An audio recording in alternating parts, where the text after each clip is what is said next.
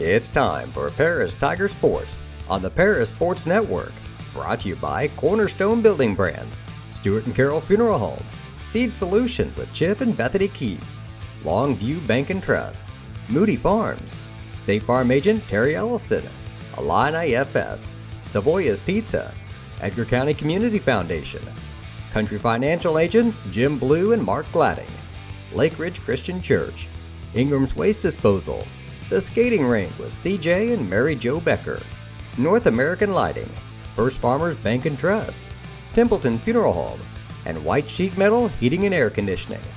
And our affiliate sponsors, Steve and Lynn Young, Mary Lou Pine Family, Paul and Kathy Porter, Winans Farms Mark and Holly Winans, Tom and Marnita Stuck, Jim and Kay Taylor, and Step Farms and Excavation.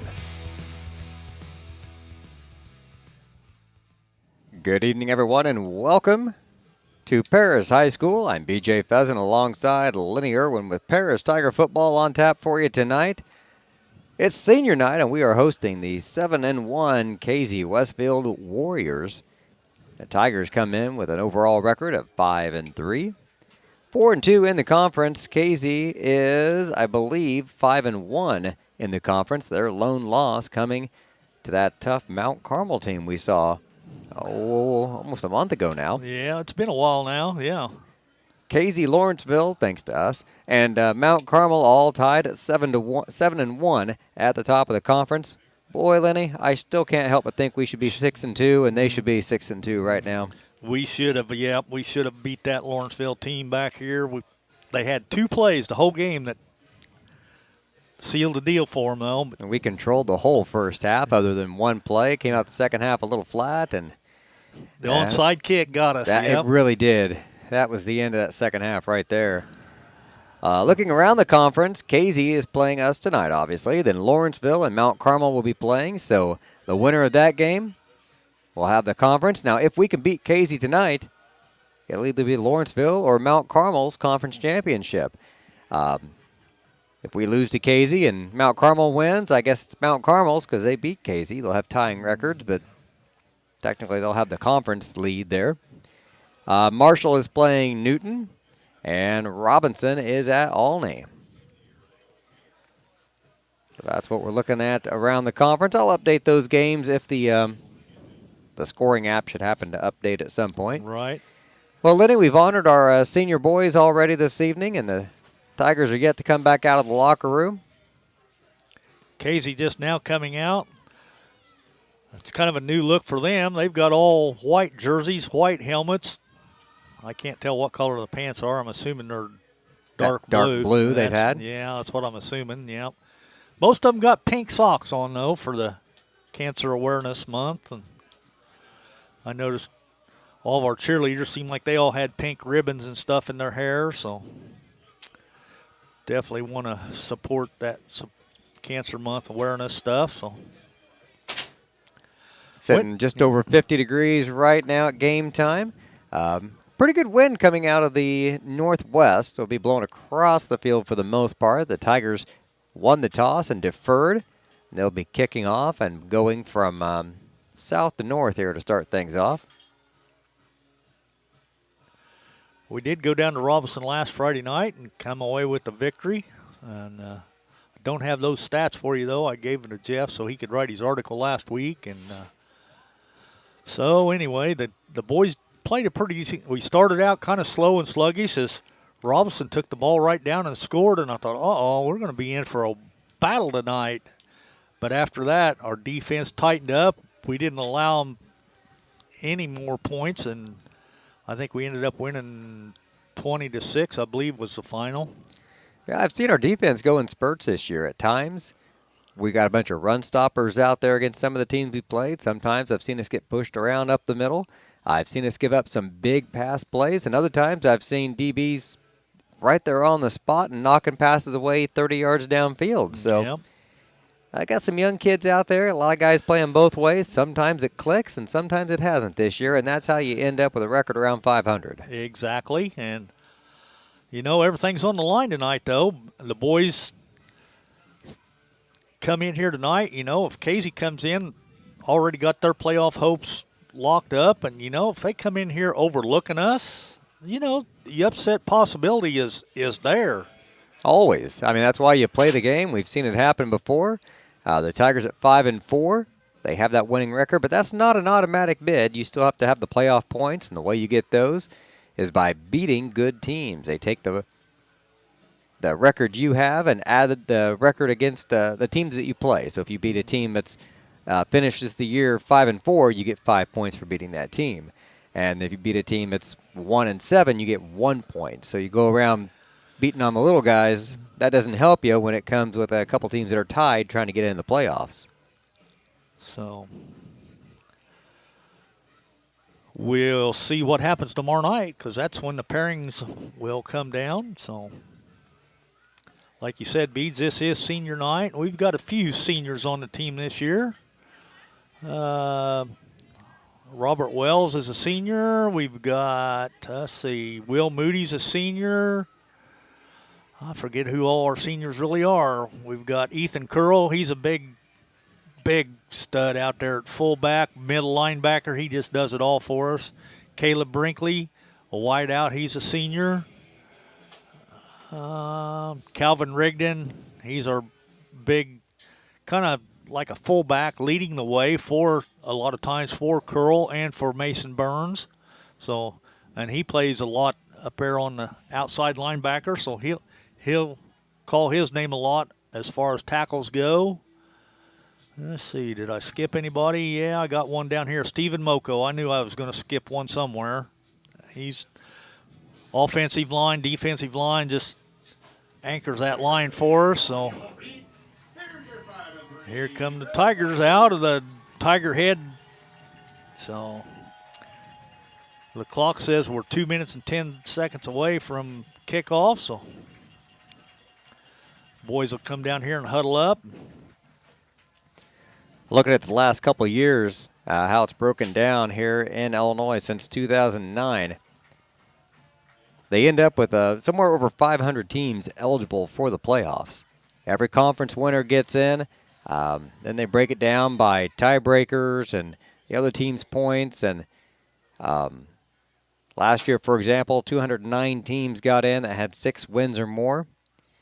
Now, teams with 5 wins or more, only out of the 65, only 47 qualified. So 18 teams didn't make it. Didn't make it. Okay. That's where we fell back in 1990, I believe it was. Had our first winning season since the 70s, and we just came up short because of those playoff points. I'd like to just get a win tonight and just close any doubt. Yep, that would be awesome. And then maybe we wouldn't have to drive across the state to play some Division III college team. Yeah, that's for sure. We've done that before, haven't we? Oh, that first year, remember they sent us down to Quincy, Notre Dame? Notre Dame, and man, we rolled into that place, and those guys, the whole line was 6'4" and 280. And they had them brand new gold painted helmets, and they just glistened in the sun. And I think we lost the ball a few times because of the glare off those helmets. No doubt. They probably had visors on or something.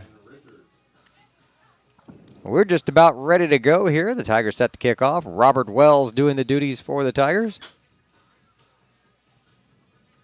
And who's it look like back there to receive? 7 perhaps. That's Ryan Richards. And number 1, Brady Rhodes. Well, they don't like the football for whatever reason. Wells took it, was getting ready to tee it up, but he gave it to the official. He looked at it. That official didn't like it, so he looked at the other official. Not enough air in it? Or I don't know, but one of Tom Brady's balls? Maybe. Somebody deflated it? Nonetheless, we got a different football now. So yeah, we're checking the others, too. Oh, they're looking for marks on them? Or I don't know. Trying to find another good game ball.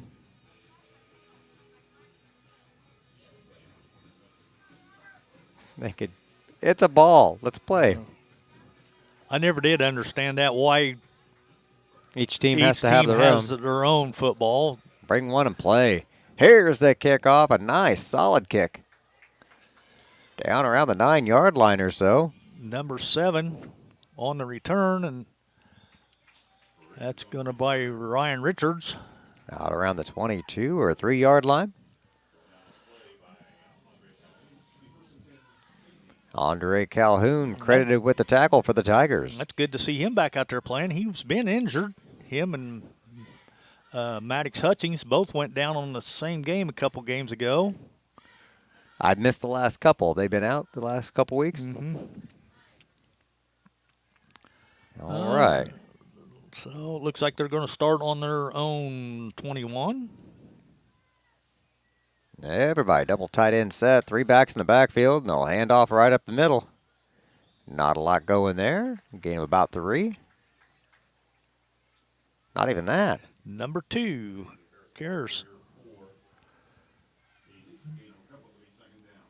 Well, they say he got 2, so. That's what I'll give him. 2nd and 8. Ball on the 24-yard line. Now they'll split one receiver wide to the left this time. Slot just off the right tackle. Dropping straight back, looking down the seam on the left side. Batted away. Incomplete. 3rd and 8. Oh, I thought he might go to his tight end going right down the seam here. Kokenauer, he's their big tight end. Nice big target for him. Clement's thrown for 9 touchdowns this year. Connor Sullivan, number 44, is their big stud running back. He's got 19 touchdowns and over 1,000 yards this year. So. Yeah, that's stud territory.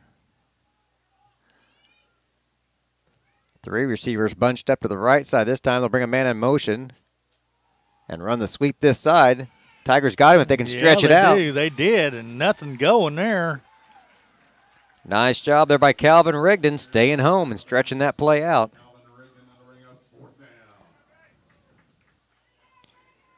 So many times out here, you don't have to come up with this huge hit, and knock a guy off his feet. Sometimes you just got to stay home and stay in his way. You close those lanes off and you force him out of bounds. Yep, just keep stretching it out, make them go wider, and then eventually they're going to run out of room. So. Ty King back to return the punt, standing at the Paris 36-yard line. Back to kick is Ryan Richards. Good snap. Got some pressure on him, but he gets the kick off. Good catch by Ty. He's got a little real estate on the right side. And he'll get out near the 45-yard line. Good deal. Good field position for the Tigers to start. A nice catch there by Ty. That ball took a hop right over his head. Yeah, it did. And he caught that over his shoulder. Had he not caught it, that would have been a fair ball at that point, and it was scooting towards the other end zone. First possession now for the Tigers. 2 receivers to the left out of the shotgun formation. Ball at the 45. Hands off up the middle. That's Curl, and he lost a yard. yard.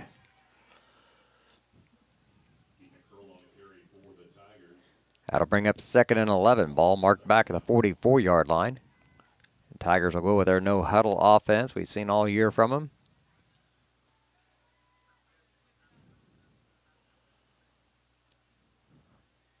Mason Vitale heading off to the right side. They'll try to hand off to Curl again. A hit in the backfield. Might have got back to the line of scrimmage. He might have lost another yard. I think he did. About a half a yard anyway. I'd give him a whole yard, yeah. He did, yep. All right, how about we not run those plays, and let's try something different here on 3rd and 12. Just over 10 minutes to go here in the first quarter. You'd have to assume they're going to open up the passing game on this one. Most likely Rogers' first pass attempt. Thinking about keeping it himself around the side, and nothing going there. Another loss.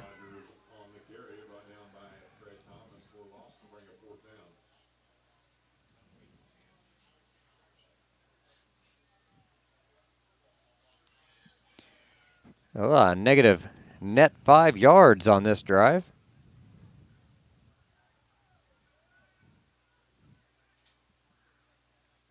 And Roush now back to punt. Be kicking from about the 30-yard line. High kick. Fair catch called. He drops it. He drops it. Oh, but Kay's man, able to get back man, on we it. had the opportunity there. Boy, muffed the punt and Yeah, fortunately dog. rolled right back to the Casey guy. They'll get it 1st and 10 at their own 36.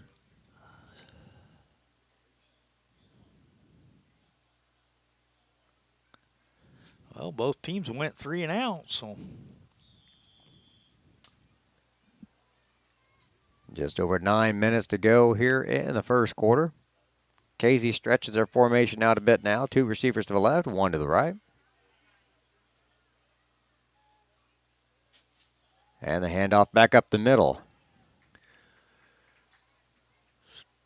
Not much happening, though. Number 75 there, Owen Richardson, one of their offensive linemen, took a shot. He ended up on his keister there. I don't know who popped him, but you don't see offensive linemen fall backwards like that very Not often. usually. Looks like he got a couple yards, though. That was Connor Sullivan on the carry. Yeah, make it 2nd and 8 with the ball at the 38. Albert Twins to the left.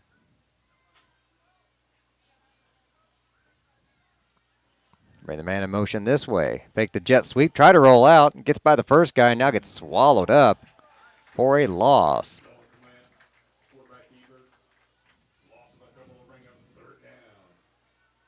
Gonna end up losing a yard. It'll be 3rd and 9. Well, he ducked the first Tiger, but he had nowhere to go. Nowhere. You're right, Beach. Defense was there. Hopefully we're staying at home and not getting a little over anxious because they're going to run that jet sweep here in a moment. They keep faking it to Richards.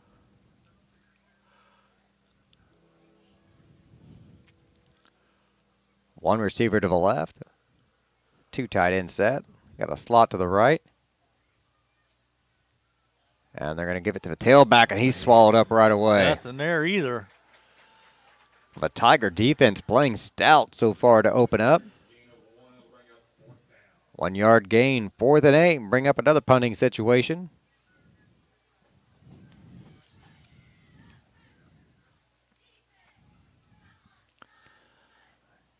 Looks like Calhoun's going to go back this time with King. Yep.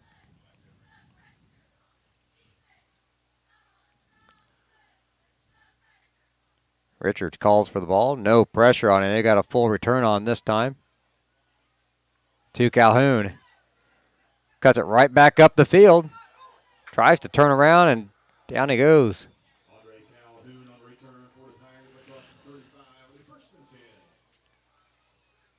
1st and 10 for the Tigers. Ball at the, what about the 36, 37? Somewhere right in there. 37 it's going to be. I think that's where it's going to be, yep.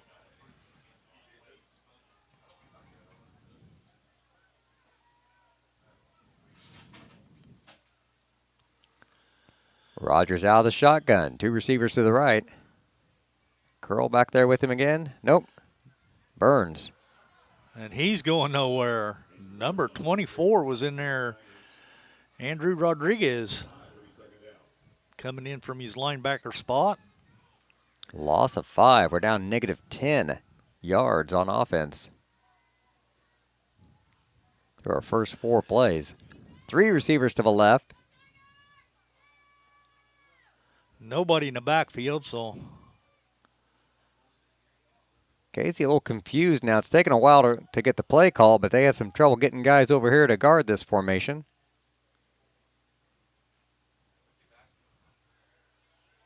Rogers ducks the blitz. Pass over the middle, complete to King. Oh, and he slips. All right. But it's still completion. Big gain.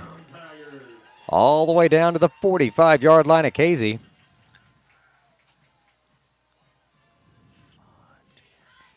They sent Calvin Rigdon out there in motion. That softened up that safety there in the middle.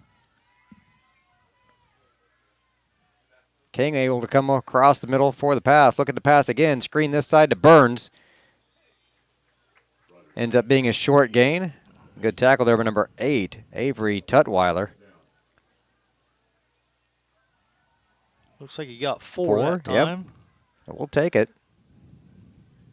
Burns in the backfield again with Rogers. 3 receivers wide to the right. Rogers calls the play. Quick pass again. They read this one. Oh, yeah, they got out there and grabbed a hold of King that time, so that one's going to go incomplete.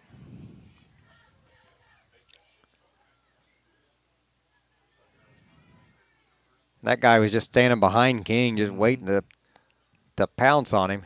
Fake it and then go deep maybe next time. No, they're setting up something. Yeah, a good double move might get him. It's in Burns wide to the right. Rogers steps up. Good pass complete to Batali.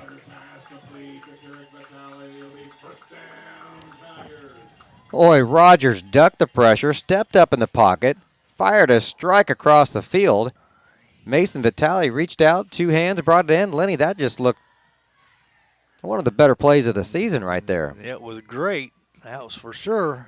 First and 10 at the KZ26. Three receivers wide to the right. Rogers looking to his right now.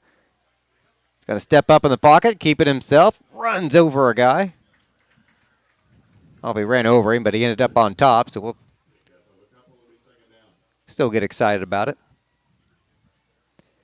Just under 5 minutes to go here in the first quarter. 2nd and 6. Give him a gain of 4.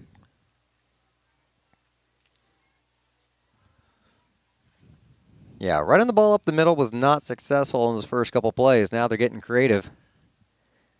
Moving guys around. Rogers wants to keep it himself. He didn't get much. He might have got a couple maybe. I'm not sure if he got any. They're going to give him the line of scrimmage.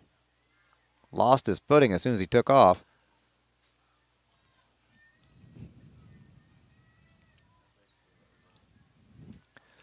Third and 6. 3rd and 6, yeah. All right, we need something positive to keep this drive moving.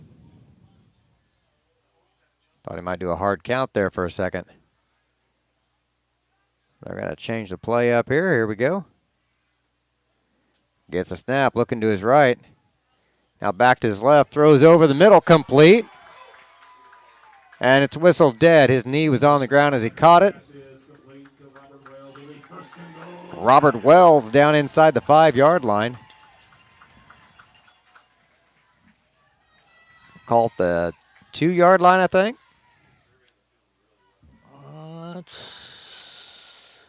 That's what I'm going to say. Okay, we've got 3 backs in the backfield this time. Out of the pistol formation. Takes a snap, hands it off to Curl.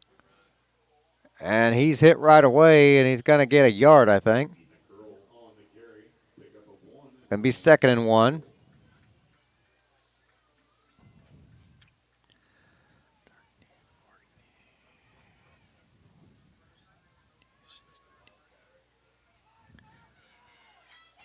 Pistol formation again, wide receiver each side. Rogers hands off to Curl, finds a hole on the right side, and he's in for the score.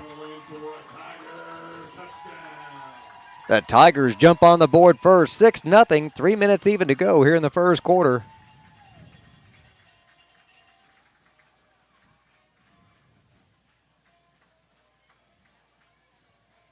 And now we'll attempt the extra point. Ty King back to kick it for the Tigers. There's a hold. The kick is up. And it's good. The Tigers lead 7-0, 3 minutes to go. We'll be back in just a moment here on the Paris Sports Network.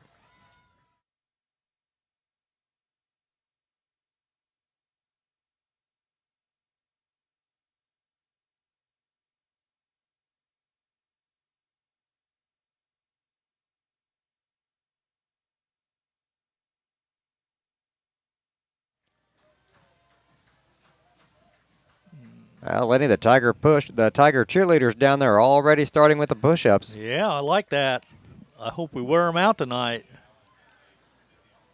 Let's see. That's 7 for him.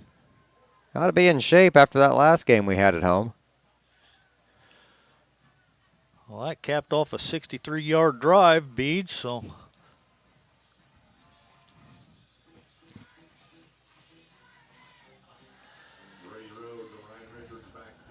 It started off with a -5. It did, yeah. Looked to be the same as our 3 and out, that big completion, and then The passing game was just clicking. It was. I got Rogers. He's 4 out of 5 for 62 yards. And it's to 4 different guys. That's what's impressive. Usually he gets locked into one guy, and I thought we might have been offsides on the I thought kickoff we there. might have been too, but I didn't see no flag. So, Bring him down from behind there, just shy of the 40-yard line. I think we dodged a penalty there.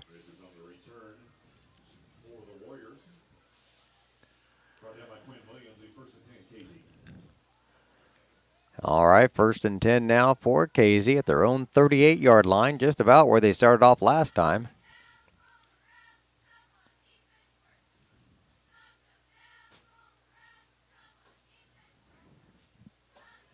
Do you know where their last drive started? 36. 36, all right. Wasn't far off there. They've had it 3 times, to 21, to 36, and now the 38. Everybody bunched up again. Man in motion. They're going to hand it off to the tailback again. 44. He's going to make a couple tackles miss and then gang tackled shy of the 45.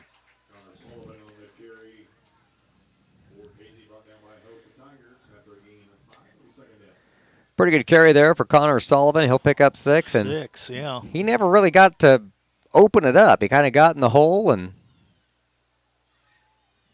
kind of slid left and right and then kind of ran into some people and picked up 6 yards, but it never really opened up for him. 2:15 to go here in the first quarter. Clement under center. Flips it to his left. And big man, hit. somebody hit him hard. I'm not sure who, but Sullivan on the carry for the Warriors. Whew. I was going to say, I figured Curl had to be in there somewhere. Well, Drew Rogers had him down low, and as Rogers had him curled, laid him out. That's the kind of hit there where you pop off the ground real quick. You don't want to let them know they hit you that hard, but you're like adjusting stuff as you're heading back to the huddle, putting things back there's together. A flag. That came out before the play even started.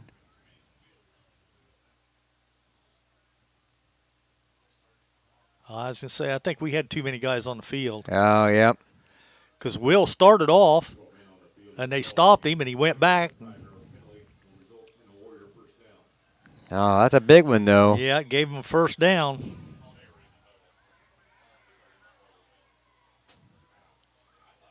They got the chains reset. Clement back to pass, scrambling over to his left now. And the Tigers get him out of bounds. Another late hit. There's another flag. Well,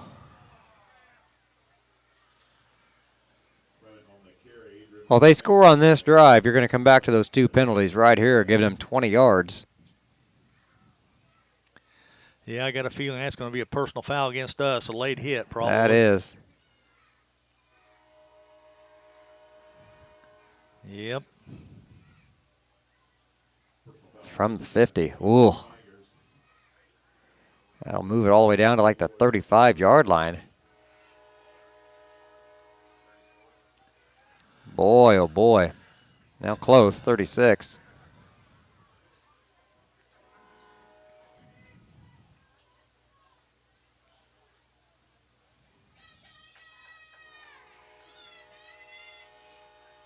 Out of the 2 tight end set, 3 backs in the backfield. Clement takes a snap, hands it to the second guy through, and he'll pick up a couple, maybe 4. 82, the ball carrier. That's a new one. Fred Thomas, Yeah. the ball carrier. 1 minute to go here in the first quarter. Tigers still up 7-0. Same formation for Casey. And just shy of the first down.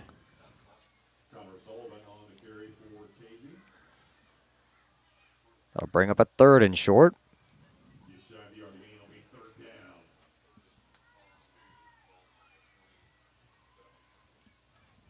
Well, not as far as I thought.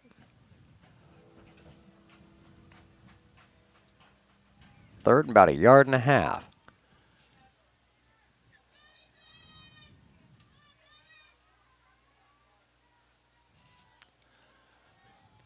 Pitch it to Sullivan again. He gets wrangled up after a short game, but it'll be enough for a first down.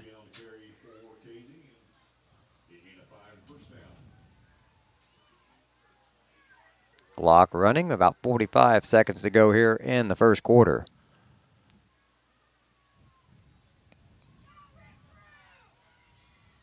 Come on, D. Sullivan to the right He side, dropped drops it. the ball. Tigers And get it back. Got it. Boy, we lost the opportunity on that punt. Doesn't get any better than that. Rolls right into the arms of the Tigers.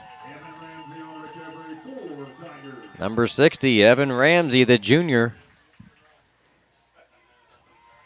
Oh, we got bailed out there. They were driving, chipping away at us.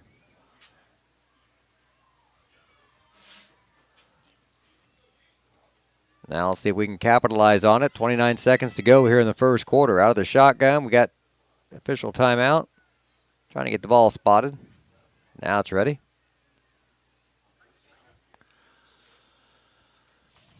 Let's see, it's on our 28. Rogers, quick pass out to the right.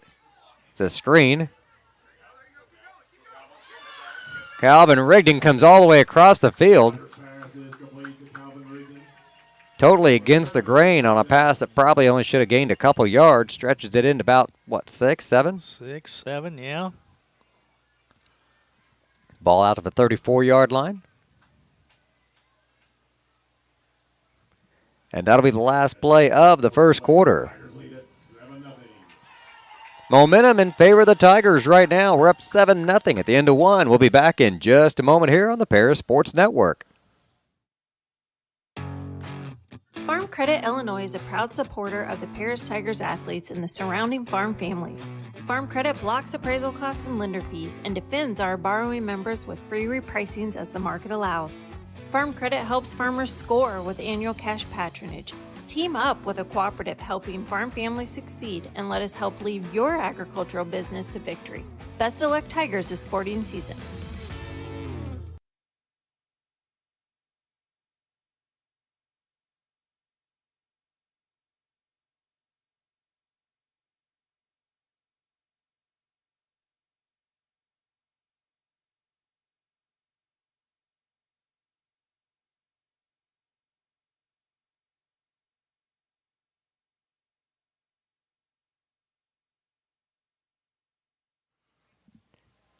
Welcome back to second quarter action. Lenny, we got a wasp in the booth now. At least I think that's a wasp, but he doesn't look very healthy. No, it looks a little cold for him. There was one over here, and I knocked him down onto the floor when I came in. That might be the same one. It could be. They're not liking these cold temperatures. I'm not liking these cold temperatures. I have been spoiled.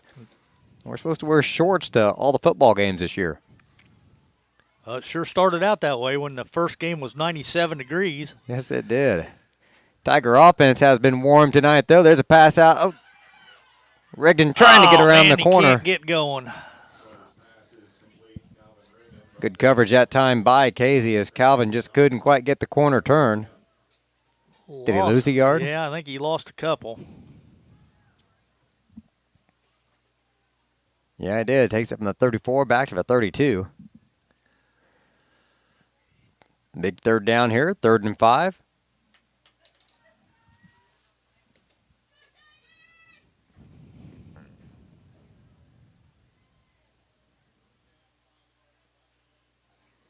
Rogers looking to his right, his left, complete over the middle. First down for the Tigers.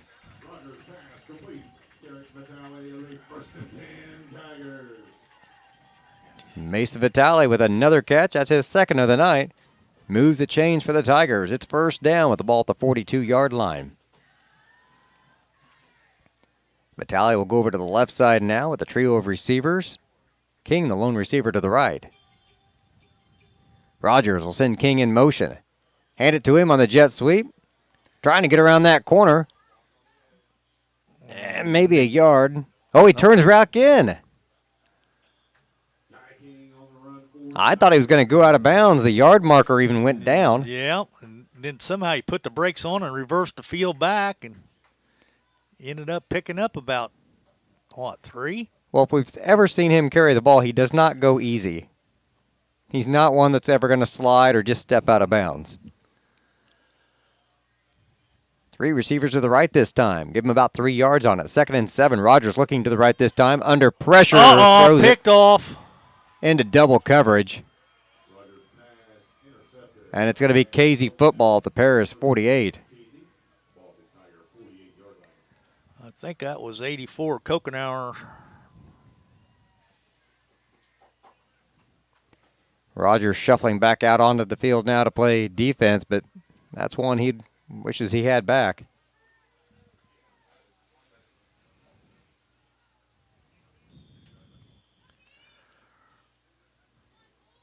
Three backs in the backfield. This is the same formation they were marching down the field with before.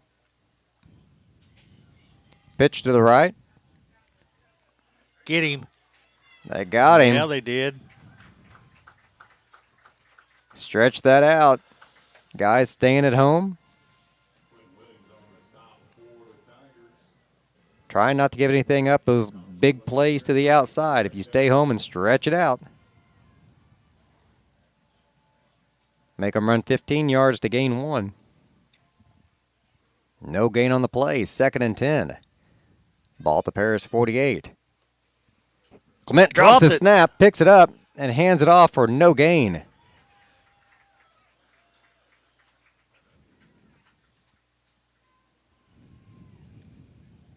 That'll bring up 3rd and 10.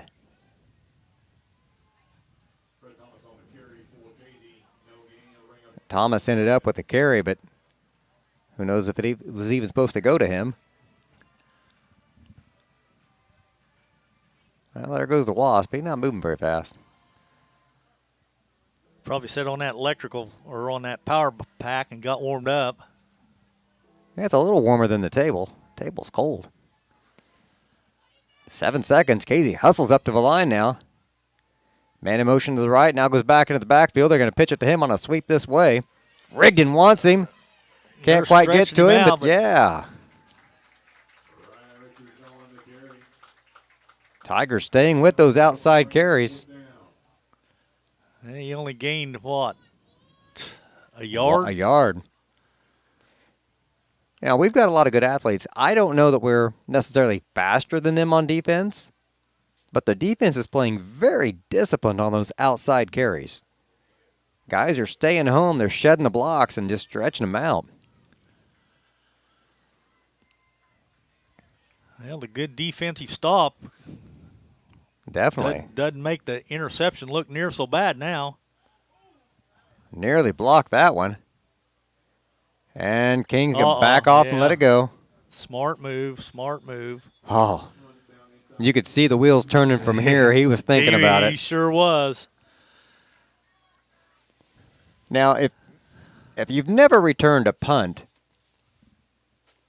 in a live football game, you've got to be a little off to want to do that.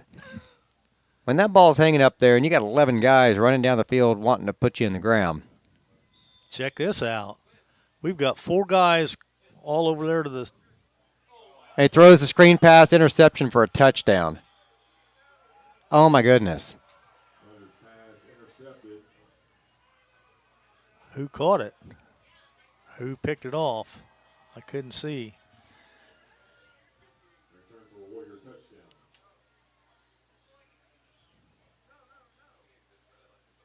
I'm not sure. It happened so fast I couldn't even tell.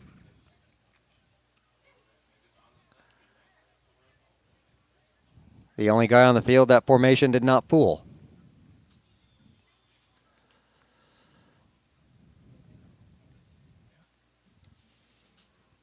The extra point attempt is up and looks good from here.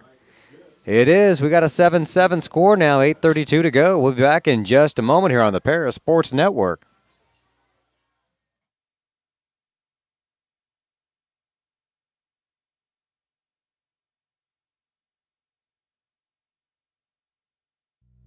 Cornerstone Building Brands is the largest manufacturer of exterior building products in North America, servicing commercial, residential, and repair and remodel markets.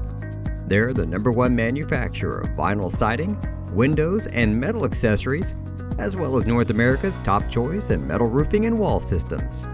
With an expansive product offering and more than 100 locations, they're committed to providing high-quality exterior building solutions that their customers and communities can count on. That's Cornerstone Building Brands in Paris.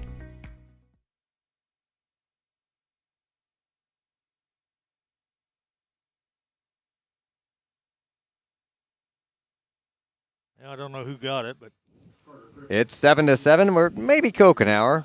that's what I'm thinking. We're guessing 84. It was 80-something. We'll have to see how they line up on defense this next time. It was a linebacker or an end or somebody on that side. Talk about a change in momentum here. The Tigers were building it back up again. And then that happened. Shy of the 20. King trying to return. He's not going to get much of anywhere. A short return. Ball around the 24, 25-yard line. 8:25 to go in the second quarter, the tie ball game.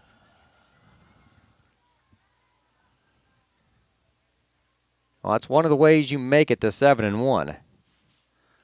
Well, it's definitely their defense because their offense is sputtered. I would say 84, looking at how they're lining up there. Maybe he was on the other side with all those receivers over there. Rogers in the shotgun. Fakes the handoff. Passes it out to Vitale. Catches it and goes down.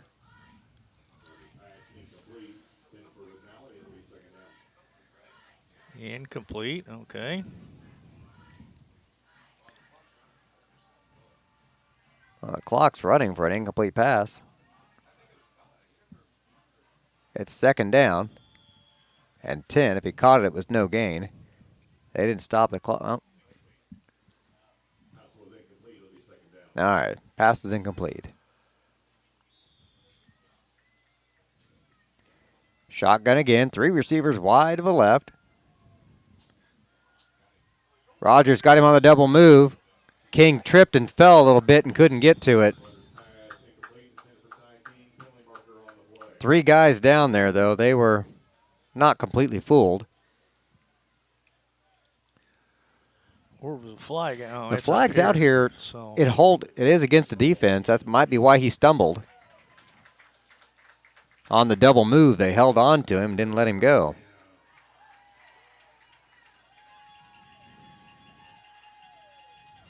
okay. So Move it up to the 35-yard line. Be a 10-yard penalty, an automatic first down for the Tigers now. They'll bring 3 receivers wide to the right now. King, Rigdon, and Vitale. Rogers hands it off to Curl.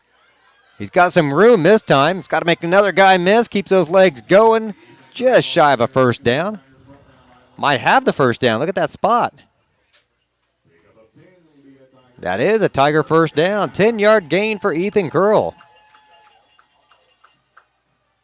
One of the longest gains I've seen from Ethan. it is. Here in the last couple weeks anyways. He's kind of struggled back there, finding openings. He was pretty solid last week, but it's like you said, 4 or 5 yards at a time. So plus the field was wet and it was drizzling rain all night long. Rogers just going to keep it behind Curl, sweeping to the left. Gets a lead block from Curl, and he's right around the first down marker. Well, if you're going to run a sweep, Ethan's a guy I'd want in front of me. Definitely. I definitely want to follow him. Another 10-yard gain for the Tigers. Moving the ball down the field now, 7:38 to go. Well, that's what the passing game does for you. It opens up your run, so. Vitale, Rigdon, King, wide to the right. Uh-oh. I don't know. Burns was going after it, but I couldn't see under the pile. Some pushing and shoving going on out there now. Ooh, second down for the Tigers. Lost a yard, though. And that was Burns. Yep.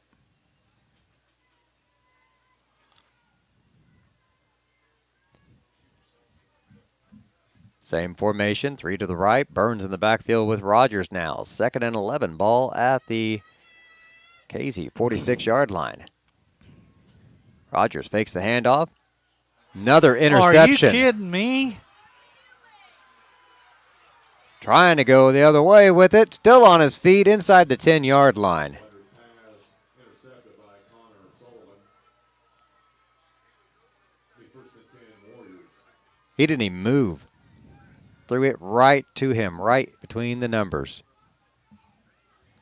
3rd interception of the night for Casey. That's the only thing stopping us. You got to shake those off and come back and play some defense now. Ball spotted at the 8-yard line. And timeout is called by Casey.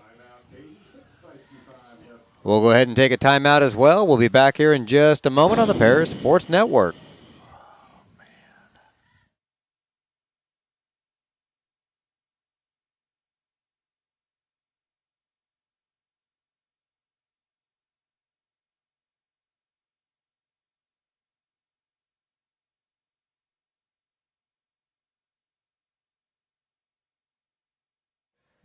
.6:55 to play.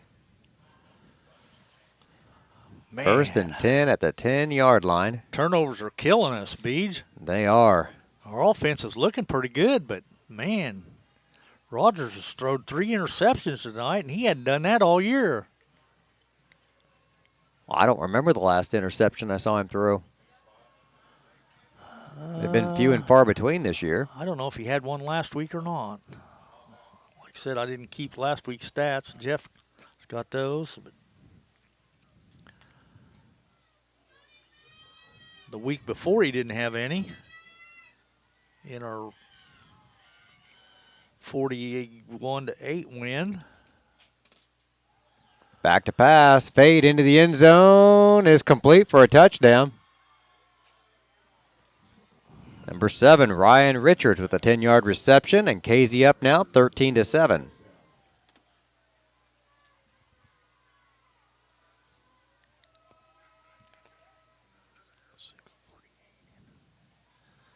Waiting now the extra point attempt with 6:48 to go.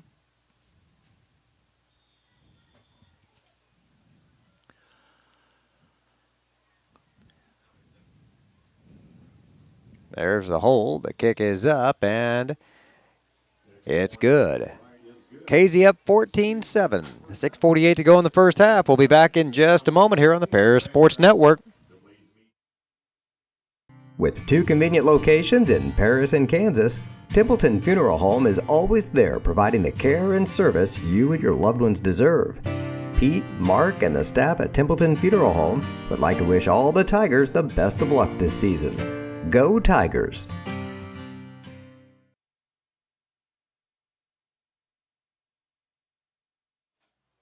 Under 7 minutes to play here in the second quarter. Casey on top now, 14-7.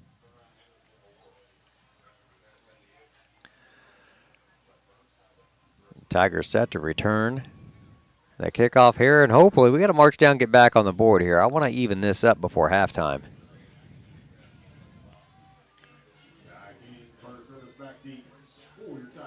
I will say it's good to see Garrett Rigdon out there along the sideline. He's down there on crutches, got his foot in a boot, but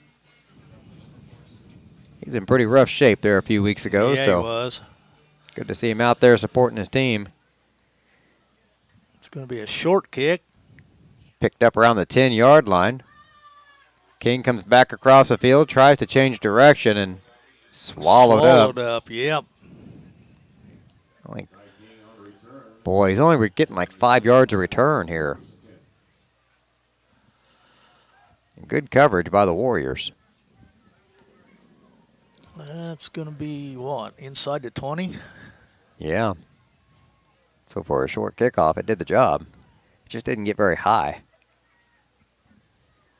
16 maybe? Pair Yep. 16? 1st and 10 from the 16. 2 receivers to the right. 1 and a slot to the left. Handoff up the middle. Nowhere to go.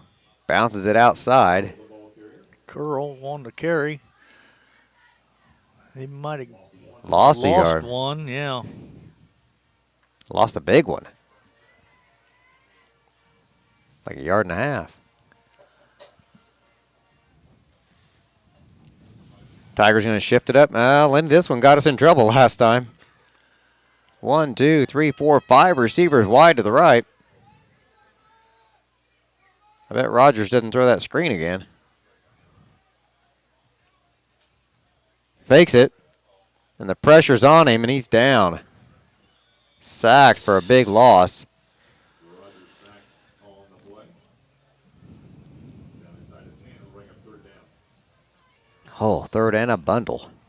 Yeah, he lost about 7. All the way back at the 9-yard line now. 3rd and 15.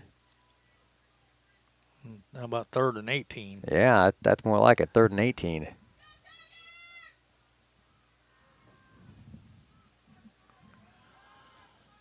Now it's about getting away from the end zone so we can punt a little easier. Screen pass. It is complete, but we're going back across the middle. There's a flag. I'm not sure what that was all about. Well, hopefully it's a face mask or something. There couldn't be anybody blocking there.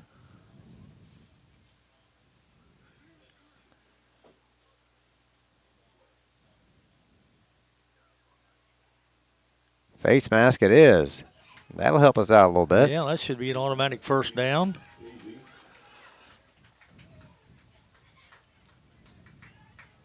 5-yard face mask. Third down. Now it gives us 2 tries at that 18 yards.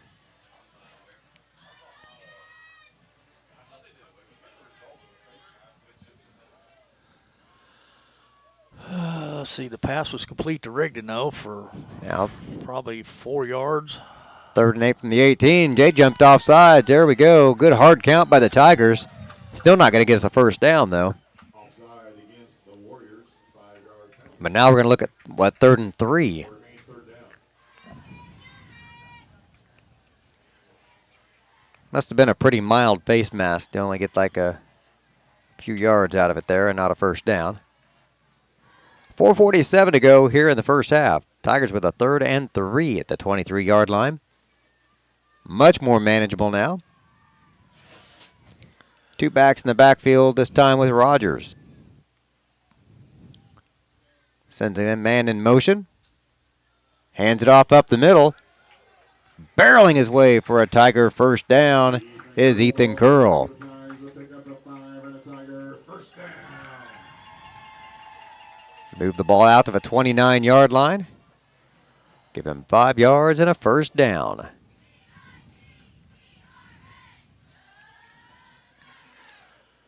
Number 1, Maddox Hutchings coming off the field. So you're right, Lenny. Good seeing him out there. About the healthiest we've been in week 9 in a long time. Yep. Oh, Darn another it. drop Burns ball. dropped it Casey picks again. it up. Another turnover. Recovered by Connor Sullivan of the Warriors. First and 10, KC. That's 4 turnovers in this first half. Oh. Giving them unbelievable field position, though, on these turnovers. Yeah, it's killing us. Not even midfield. Well, one was, and they returned it down to a 10. Defense got to step it up now. Just under 4 minutes to go. Clement with 3 backs behind him. And timeout called, it looks like.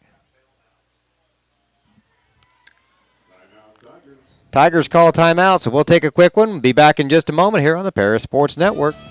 North American Lighting is a leading supplier of automotive lighting systems in North America, and they're proud supporters of Paris Tiger Athletics. They'd like to wish all the Tigers the best of luck this sporting season. Located at the Paris Airport, Seed Solutions wants to wish the best to all Paris Tiger teams this season. Contact Chip or Bethany Keys at 251-0153.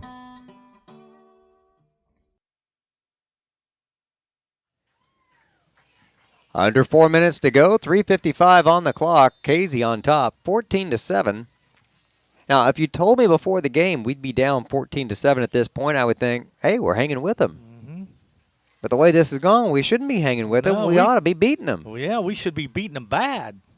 But we've had 4 turnovers, and they've had the ball now 3 times in our territory, the 48, the 10, and the 19. Pitch to Sullivan. Curl getting chased. They're going to string him out. Yeah, he's not going to make the corner. He might gain a couple, but Wells, I think, came in and made the tackle. Good pursuit there by the Tigers.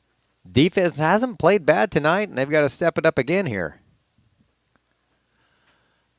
yeah, but you can't just keep asking your defense to bail your offense out time after time after time.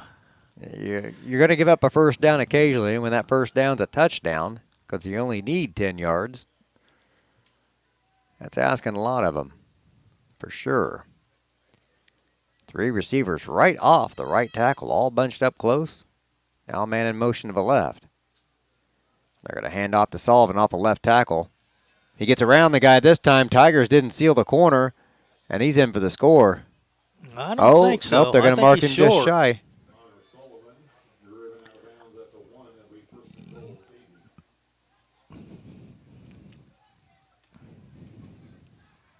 He got to the outside of Burns that time and couldn't catch up with him.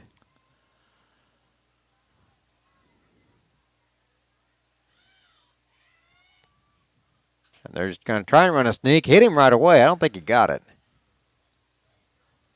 Clement tries to sneak his way in. Oh, a late signal says it's a touchdown. Shoot. 20-7.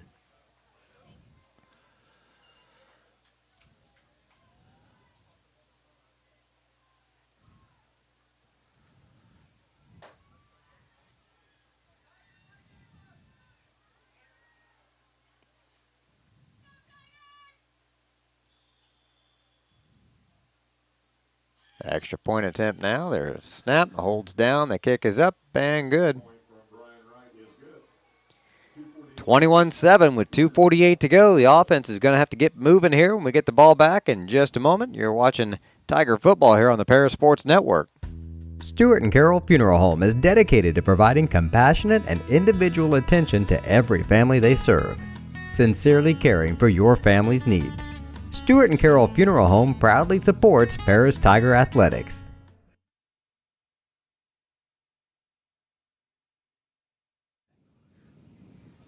It's a 14-point deficit for the Tigers right now with 2:48 to go in the first half.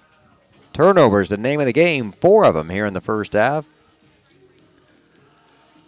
Every one of Casey's touchdowns coming off of one of those turnovers. 3 interceptions and a fumble. And they've had a fumble themselves. Actually, they've had 2. One of them we didn't get. They were moving the ball. At one time we did get the fumble recovery, so. Goes both ways. We just had the wrong end of it. Wells going back to return the kick now with King.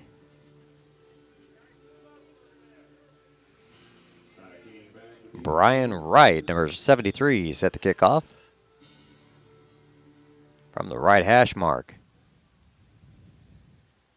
King will take this around the 12-yard line. Not much. Nope. Does get out past the 20 this time. About the 23-yard line.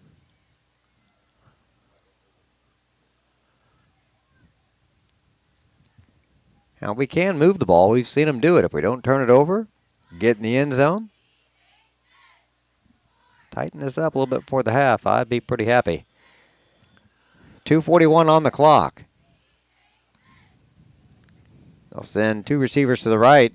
They fake the handoff. He's looking downfield. Now he flicks it out to Curl. Makes the first guy miss and drags the second one for a gain of about 7.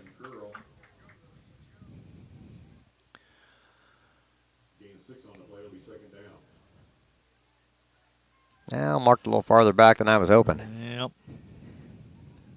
They'll place it at the 29-yard line. 6-yard gain, 2nd and 4, clock down to 2:10. Rogers going to keep it himself this time, cuts inside, and he's back to the line of scrimmage maybe. Rogers on the carry. No gain on play. Bring up 3rd down.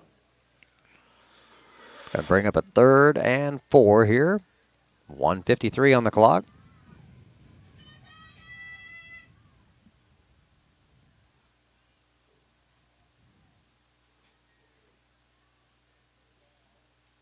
Just 4 down linemen coming for Casey. They're not trying to put a lot of pressure on us. Big pass downfield. Oh, and it's tipped. Number 7 got a hand on it. Ryan Richards. King was there. He was. That was just, Richards has some speed. He covered a lot of ground to get a hand on that.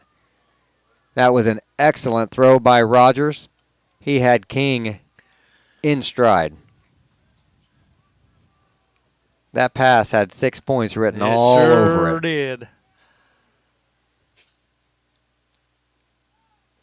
Good high kick. Not real deep. Going to take a kind of a Casey bounce and just die right around the 44-yard line.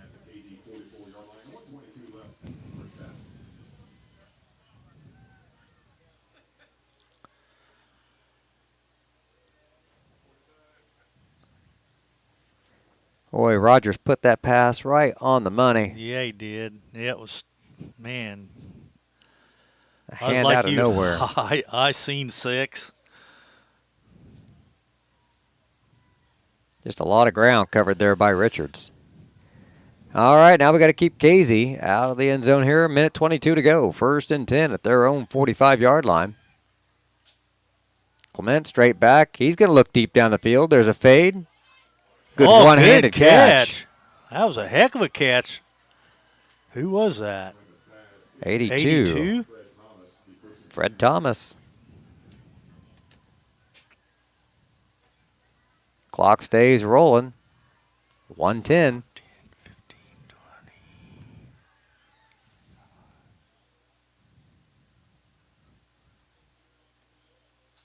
And he's just going to spike the ball and stop the clock.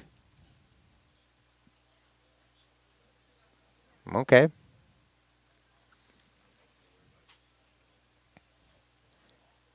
That's unusual. They've still got 2 timeouts to go. He spikes the ball and then goes over and gets the play. Yeah, I guess it's saving a timeout in case you need them, I guess. Huh? Wasting it down. You got a minute. You assume they're going to pass the ball here. But now with the clock stopped, maybe they have time to run one. Back to pass again. A little pressure on him. They He's got down. him, yeah. Now they'll need that timeout. Rigdon sacks him for a loss. Now they'll use that timeout all the way back to the 39-yard line. Okay, less than a minute to go. We'll go ahead and keep it right here. We'll have a bunch of spots to thank our sponsors coming up at the half. Long 3rd down coming up for Casey. 3rd and 19. The ball at the Paris 39-yard line. 50 seconds on there. They kind of flushed him out of the pocket that time and gave chase. And you say it was Rigdon that came up with that sack? Yep, Calvin Rigdon. Having a good senior night.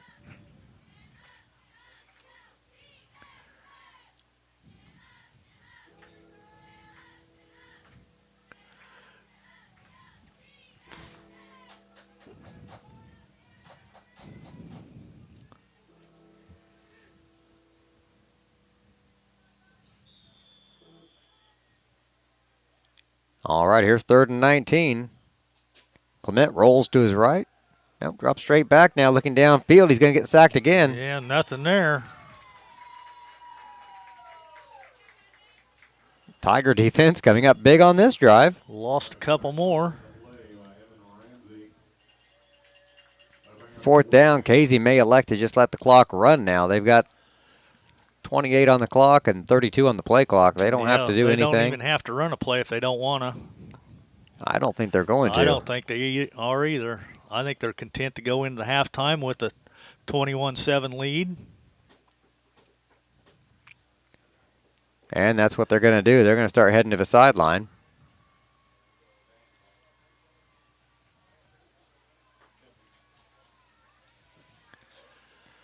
Tigers going to do it. Technically, they're offsides here at this point. Oh, now the time's off. All right, that's your score at the half. KZ 21, Paris 7. We'll be back in a few minutes here with some halftime stats and a look at the second half to come here on the Paris Sports Network. Moody Farms of Paris is a proud supporter of Paris Tiger student athletes. Whether they're on the court, in the field, or in the classroom, Moody Farms wants to wish all of our Tigers the best of luck this year.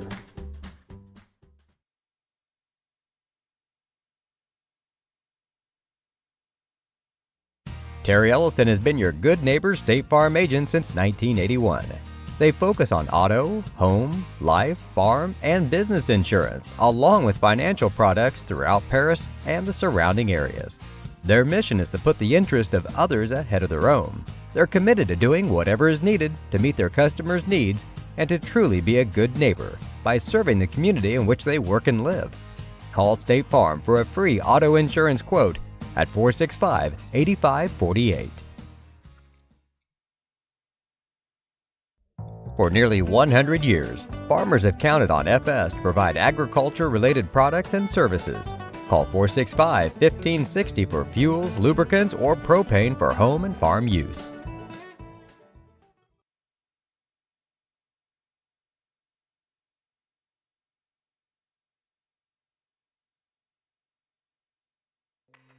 Family owned in Paris for 38 years, Savoya's Pizza is the place for real Italian food.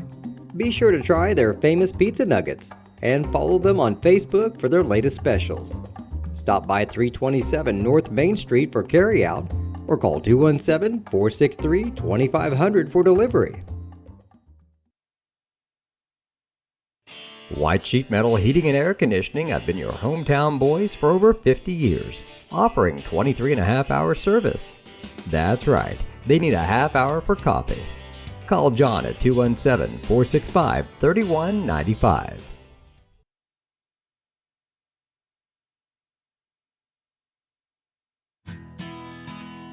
Country Financial representatives Mark Gladding, Jim Blue, Katie Schopmeyer, and Dan Phipps proudly support our student athletes. Give them a call at 465-8320 or stop by their office at 802 North Main Street in Paris.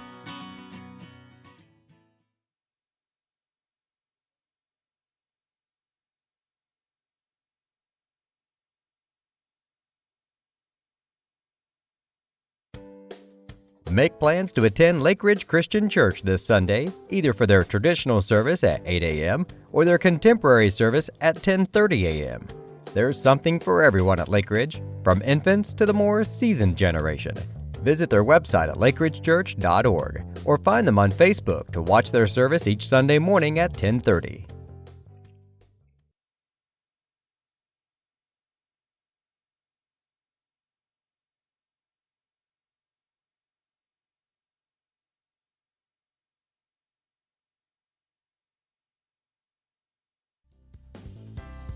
Ingram's Waste Disposal offers residential and commercial trash pickup, commercial compactor service, roll-off service, and mini roll-off services. Call Scott, Kathy, Mary Jo, or Bethany at 465-3335. Ingram Waste Disposal, proudly serving Edgar and Clark County since 1950.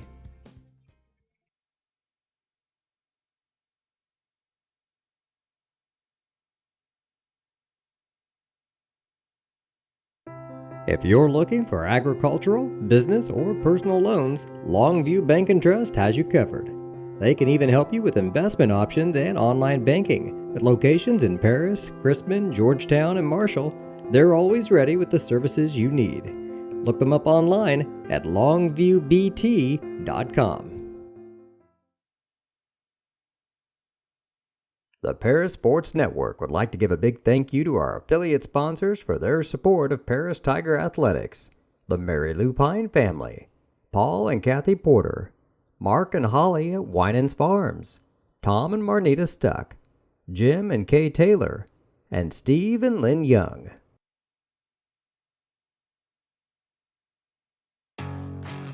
Farm Credit Illinois is a proud supporter of the Paris Tigers athletes and the surrounding farm families. Farm Credit blocks appraisal costs and lender fees and defends our borrowing members with free repricings as the market allows. Farm Credit helps farmers score with annual cash patronage. Team up with a cooperative helping farm families succeed and let us help lead your agricultural business to victory. Best of luck, Tigers, this sporting season.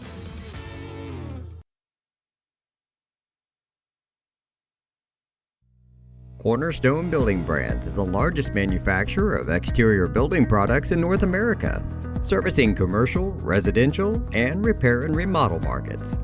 They're the #1 manufacturer of vinyl siding, windows, and metal accessories, as well as North America's top choice in metal roofing and wall systems. With an expansive product offering and more than 100 locations, they're committed to providing high-quality exterior building solutions that their customers and communities can count on. That's Cornerstone Building Brands in Paris.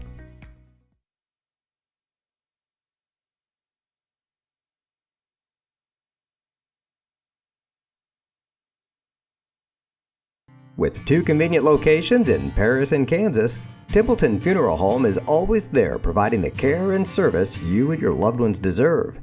Pete, Mark, and the staff at Templeton Funeral Home would like to wish all the Tigers the best of luck this season. Go Tigers!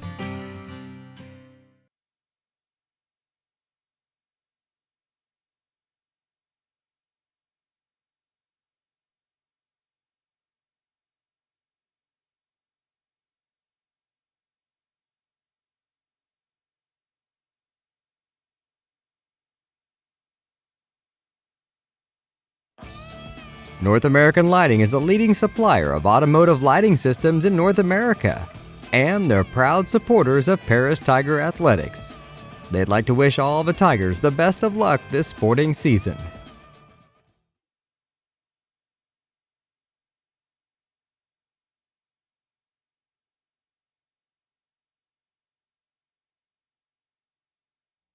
Terry Elliston has been your good neighbor State Farm agent since 1981.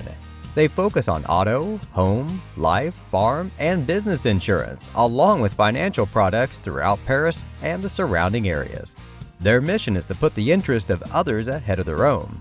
They're committed to doing whatever is needed to meet their customers' needs and to truly be a good neighbor by serving the community in which they work and live.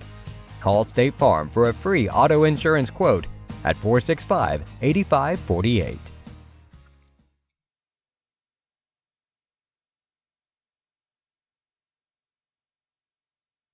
For nearly 100 years, farmers have counted on FS to provide agriculture-related products and services. Call 465-1560 for fuels, lubricants, or propane for home and farm use.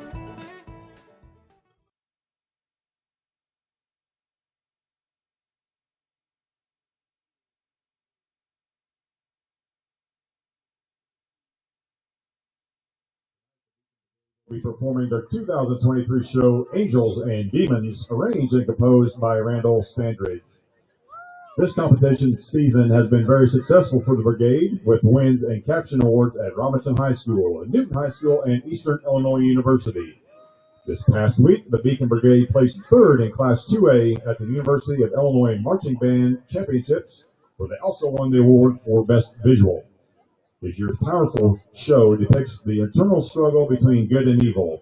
Tonight, the show will feature solos by senior Brendan Hemrick and junior Emerson Barrett on mellophone, Ian Thurl on soprano saxophone, Graham Templeton on baritone saxophone, and guard solos by David Hawkins and Madison Huffman. Now let's enjoy Angels and Demons.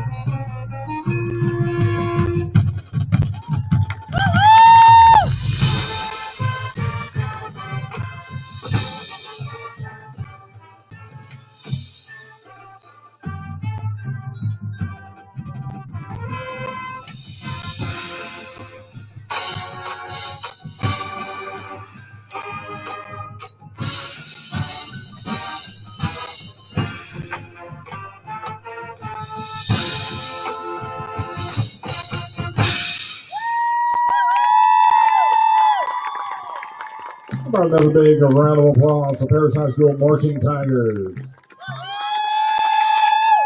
Marching Tigers are under the direction of Dr. Kevin Pruitt, Assistant Director Jessica Hendrickson, Color Guard Instructor Zach and Haley Cassad, Percussion Technicians Jonathan.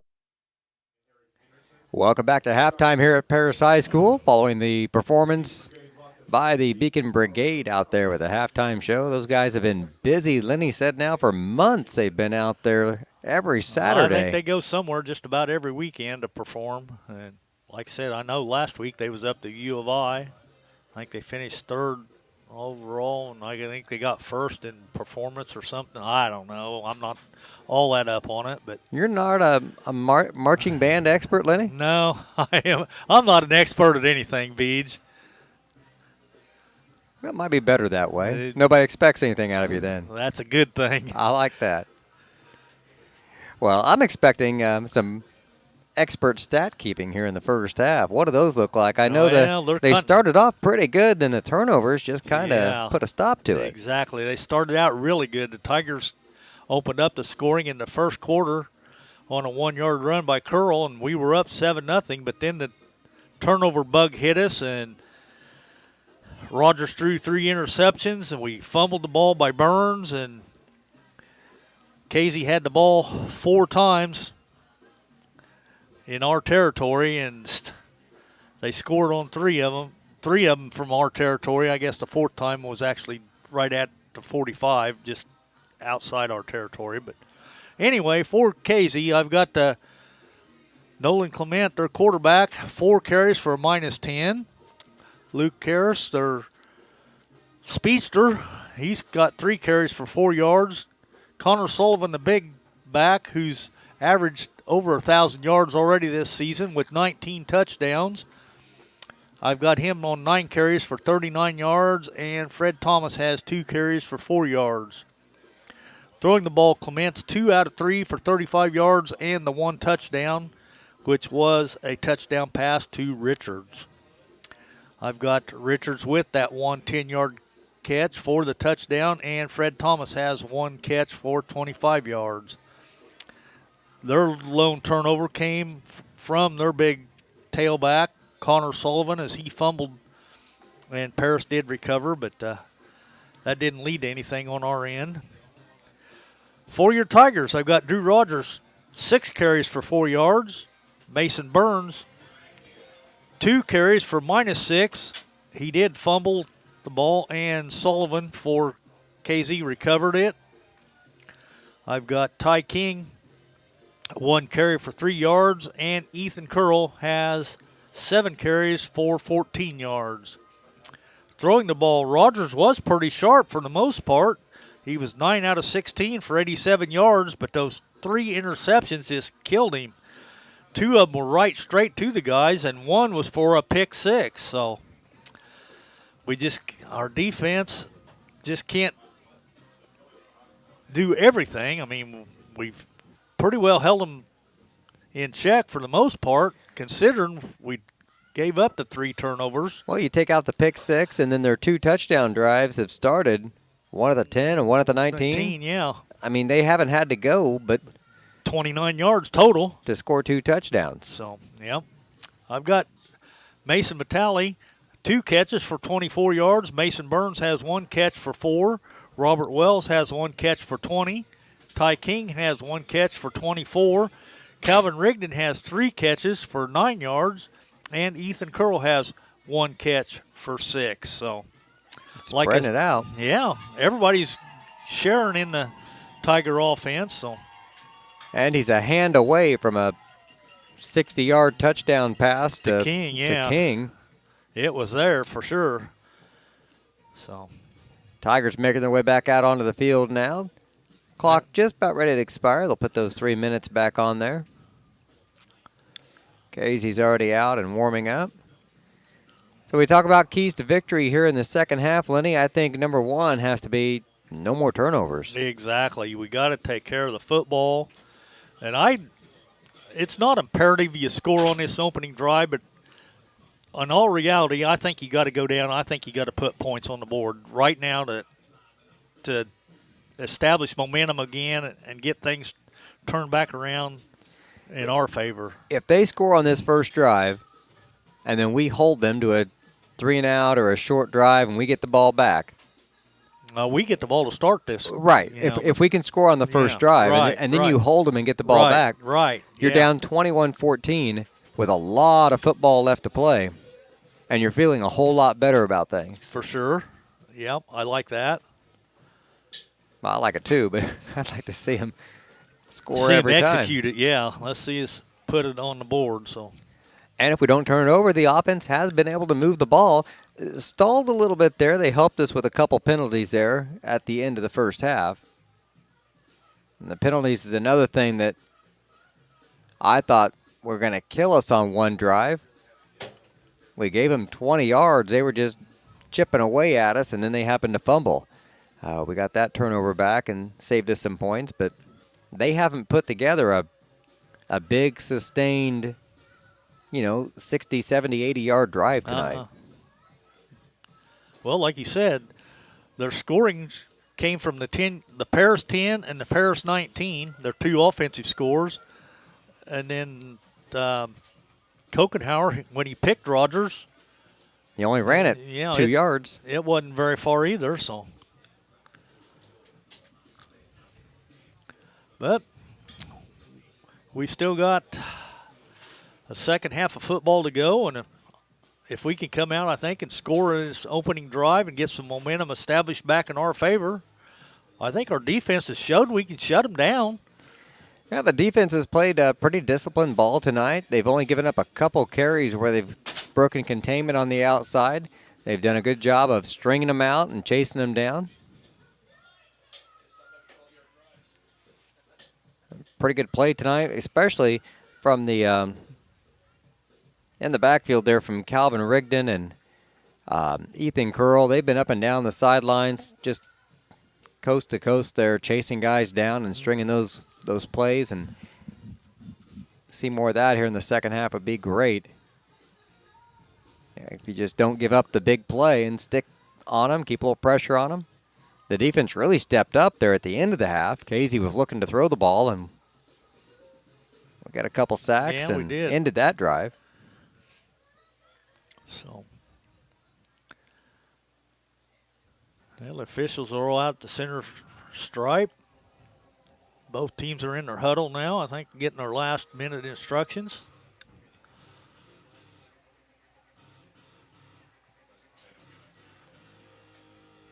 Casey set the kick off. The PA breaking out the eye of the tiger here.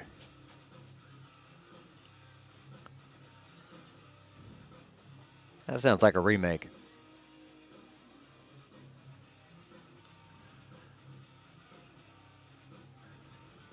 Yeah. A little extra guitar in that one. Tigers back to return. They'll be standing just this side of the 10-yard line. Looks like we got King and Wells back deep again.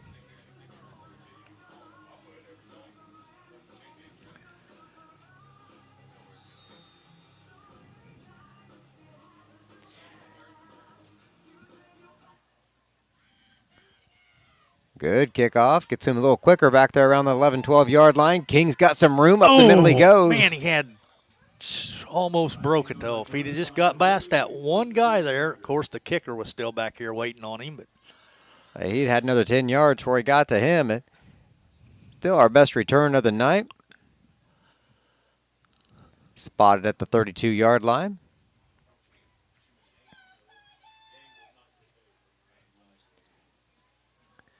Mason Vitale and King to the right side. One receiver to the left. It's going to be Burns in the backfield.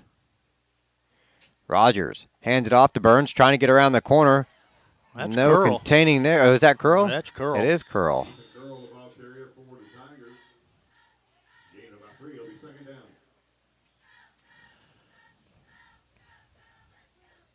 Yep, Burns is over here on the sideline. Ethan Curl with a short gain. Give him about 3. 2nd and 7 at the 35-yard line. 3 receivers wide to the left. Slant pattern complete for a first down. Robert Wells out to the 48-yard line.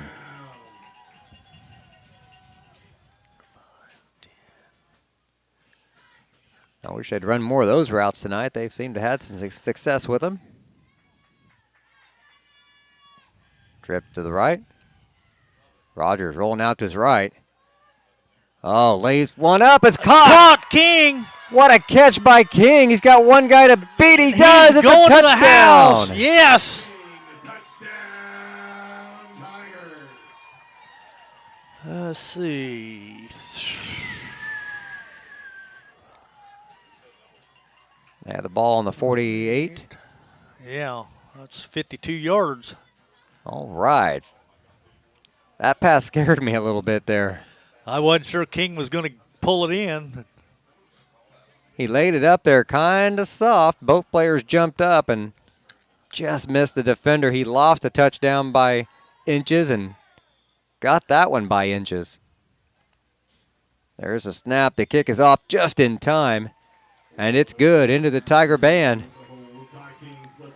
21-14, that's what we wanted. They're back on the board. 11-19 to go in the quarter. We'll be back in just a moment here on the Paris Sports Network. We are many, we are one. You have so much to give. Continuing what we've begun. Helping our families to truly live. I will, you will, together we will show some heart. Do our part, take a compassionate stand for good, forever, for Edgar County, ECCF. Edgar County Community Foundation. It's a 7-point advantage for Casey after a 52-yard touchdown pass from Rogers to King.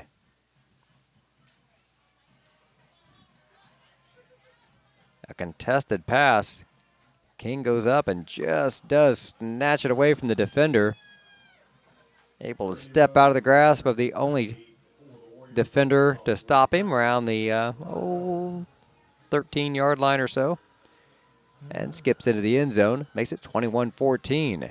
Now the defense needs to step up, get the ball back for the Tigers, and keep that momentum in our favor. Robert Wells set to kick off. Ball spotted at the 40-yard line, right in the middle of the field.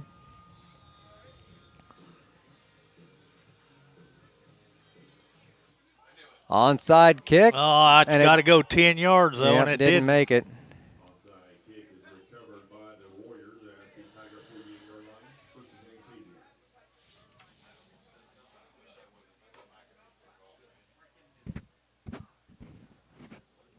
Didn't get there. Nope.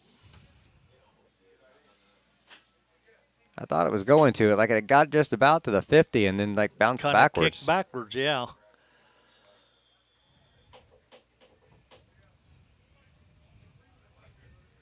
Ball spotted at the Paris 48. Let's see what Casey does now. Clement up under center. Two receivers to the left. He's got two backs in the backfield with him.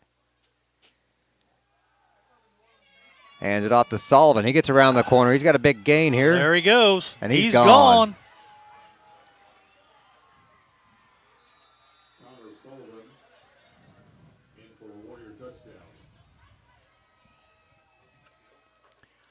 One play and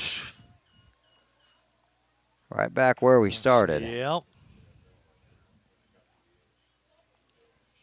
That's the only play tonight that he's beat us around the edge. Well, second. I guess he had a pretty good gain earlier.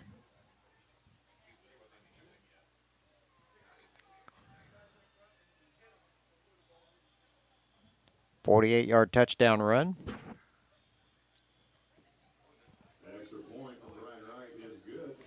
Extra point is good. 28-14. We'll be back in just a moment here on the Paris Sports Network. At First Farmers, we are committed to the communities we serve. For us, joining a community means more than just opening shop. We want to see businesses thrive, generational farms succeed, and local families continue to put down roots and grow. Whether you're looking for a farm loan, managing a business, building a nest egg for a new home, or searching for the personal financial tools that will set you up for financial success, we've got you covered. At First Farmers Bank and Trust in Paris. Casey set the kickoff again to the Tigers. 28-14 the score, right back where we started the half. 2 touchdowns later. Yep. Haven't even played a minute yet, and we've got 2 scores on the board already. Elsewhere around the conference, it's Albany over Robinson at halftime, 21-12. Mount Carmel over Lawrenceville, last check in the second quarter, 35-14. And no score on Marshall and Newton. Boy, Booming boomed kickoff. That one. I don't know where that came from, but Now we got some shoving out there at midfield. yeah, I don't see no flags, so no harm, no foul. Now the coaches took care of that. A little frustration going on there, but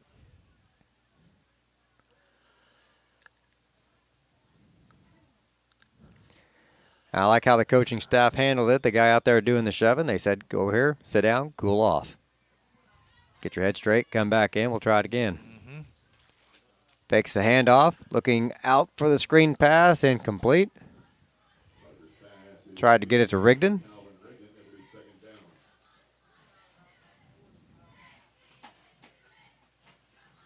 That'll bring up 2nd and 10 with the ball on the 20-yard line.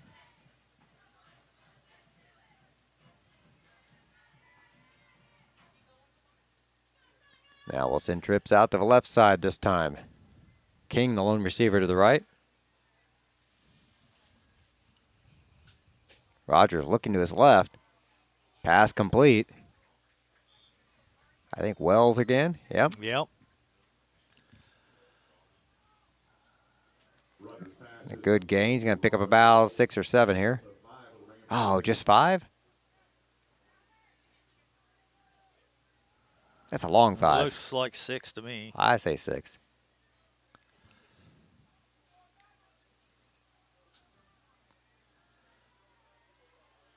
Complete to Vitale over the middle.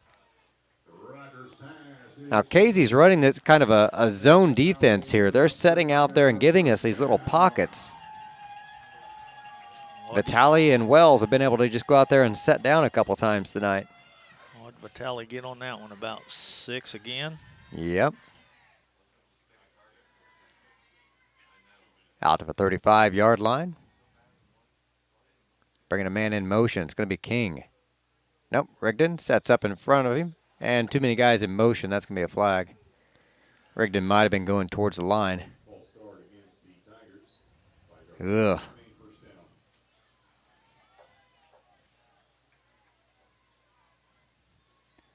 $5 yards, not the end of the world, but we can't afford many setbacks here in the second half. Down 2 scores.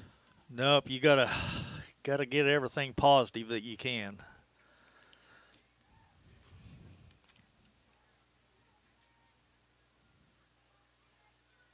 Casey shows blitz and then drops back. Here they come, right up the middle. Rigdon or Rogers got to get out of there. Finally, just throws it away out of bounds. It's all right. We live to play another down. I'll bring up 2nd and 15. They showed blitz, dropped back, and now a late flag. That's going to be against the Tigers, I believe, here. The way Casey was clapping as they walked away. I wonder what that's all about.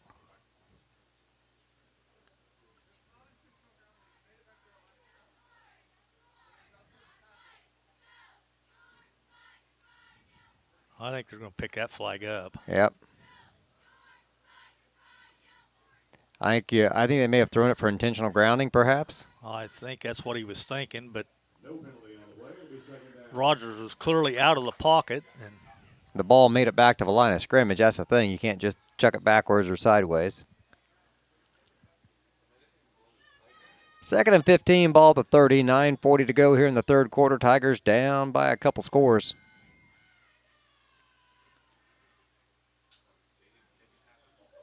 Rogers stumbles, gets away from the pocket, flings it out now to King, and it incomplete. That was a broken play, and King and Rogers weren't quite on the same page there. It ended up behind him. And now we're looking at 3rd and 15.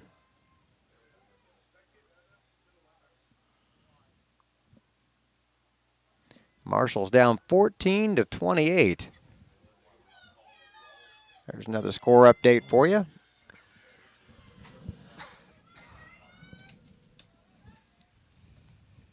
Thank Levi Ray for that update. Yep.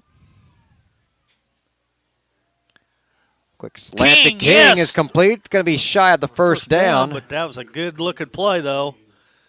Stared him down as a quick route. No chance for the pass pressure. And now you got a tough call to make. Yeah, it's going to be 4th and a couple. You're on your side of the field. They don't fear the Casey offense, other than that big play. They're going to go for it.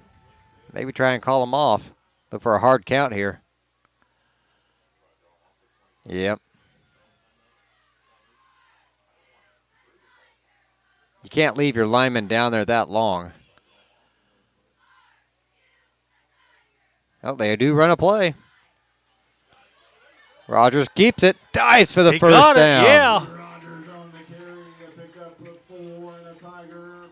Tigers got that first down because Rogers wanted it. Exactly. He took a shot from number 22, Lane Rep.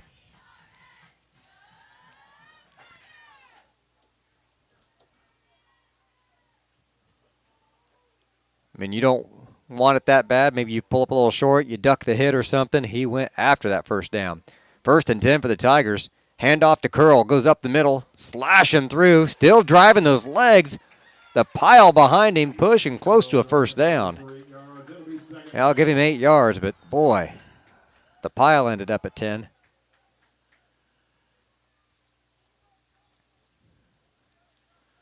Ethan is not the fastest kid on the field, but how many times have you seen that pile moving down the field with him in the middle of it? Yeah, and those legs just keep churning, and he keeps moving the pile.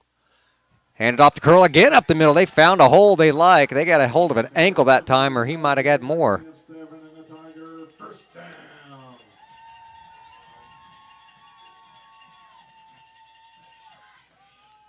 Somebody, one of the coaches above us, I think, has seen something in that defense. Now they're switching around. They scooted that nose tackle over a little bit. This time it goes to Rigdon up the middle.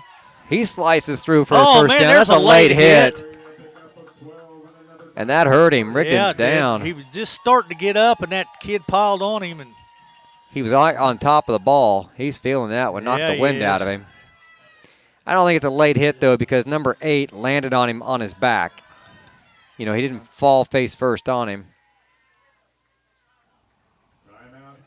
Casey's not liking this. 3 big running plays. They're going to call a timeout. We'll take a quick one as well. It's Casey 28, Paris 14. We'll be back in just a moment on the Paris Sports Network. The skating rink at Twin Lakes, formerly known as Twin Lakes Roller Rink, has been a popular establishment in Paris for over 60 years. New owners CJ and Mary Jo Becker are bringing new life to the skating rink with arcade games, a snack bar, TV hangout area for teens, and lots of roller skating. Stop by 1250 North Main Street in Paris on Friday and Saturday nights from 6 to 10, with a fifth quarter on Friday nights until midnight, and on Sundays from 2 to 4. Follow them on Facebook for more upcoming events.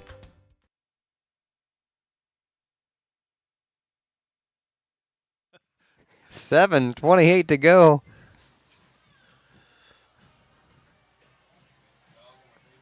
I was counting us back from the break there, and I ran out of numbers. Lenny, I started too early. Had to go into the fractions. 3 receivers to the left. It's one of those things that's a lot funnier if you're in our headset. He just keeps it himself. A draw up the middle. Rogers still going.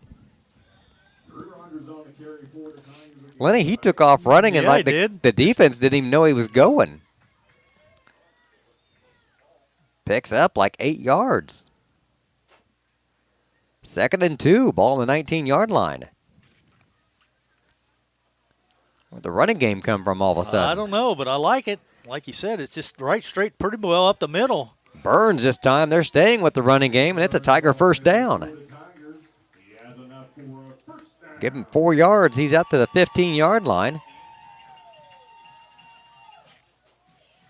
And it's 1st and 10 for Paris at the KZ 15. Curl and Burns in the backfield. 2 receivers to the right, 1 to the left. Fakes the handoff to Burns, gives it to Curl. He's hitting the backfield, fighting his way up to the line of scrimmage. Maybe a yard loss. I don't know what changed, but that's what we saw in the first half. Getting hit in the backfield, nowhere to go.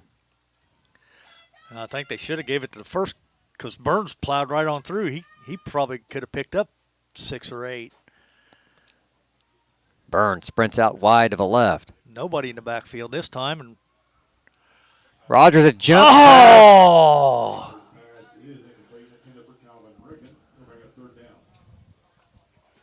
Well, Rogers looked like he was going to keep it. I thought he was. Pulls up a little jump pass at the line of scrimmage, and that's hard to do. Your feet aren't set. You're not planted. And it just falls a little short. Now, instead of 1st and 10 at the 15, we're looking at 3rd and 11 at the 16. 3 receivers to the left. Rogers out of the shotgun again, looking to the left. Holds it. Throws a fade into the end zone. Oh, he had him over. He just couldn't hit him, and Rogers got hit. He took a shot.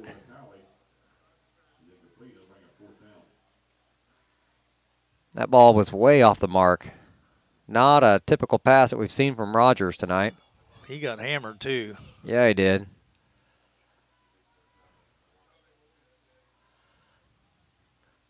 Big play here. And Tigers are going to call a timeout and talk it over. It'll be 4th and 11 from the 16 when we come back. Tigers trailing 28-14. Back in just a moment here on the Paris Sports Network. Family owned in Paris for 38 years, Savoya's Pizza is the place for real Italian food. Be sure to try their famous pizza nuggets and follow them on Facebook for their latest specials. Stop by 327 North Main Street for carryout or call 217-463-2500 for delivery.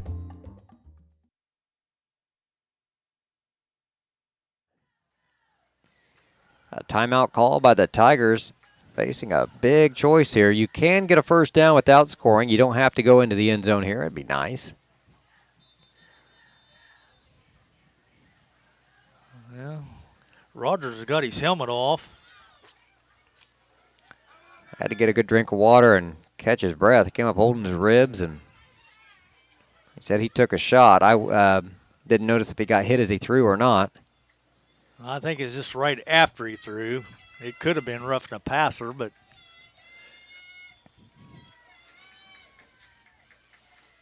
Twins on both sides for the Tigers. Burns now off to the right side of Rogers. 6:02 to go. Low snap. Rogers has to scramble. Nowhere to go with the ball. Gets away. Now he's just running back. He's going to have to chuck the ball up into the end zone. Bam! oh man, Vitale almost caught it on the tip. It was intended for King. Doggone it. And at that point, you might as well. If it's picked off in the end zone, it comes out to the 20. You still gain 6 yards. You're going to turn the ball over at either way.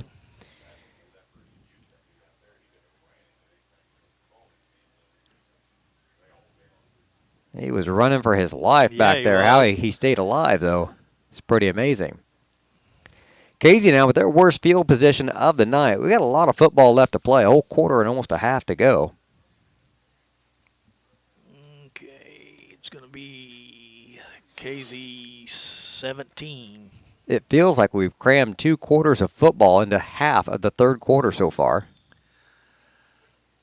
Well, we opened up this quarter with 2 scores in under a minute. Good drive there by the Tigers. It just kind of stalled in the red zone, so we'll see what Casey comes back with. They're going to hand off, and nowhere to go. But Sullivan's going to reverse field. Still fighting guys, and now he goes down. Yeah, they got him for a loss. Down around the 10. You're going to lose more than 5.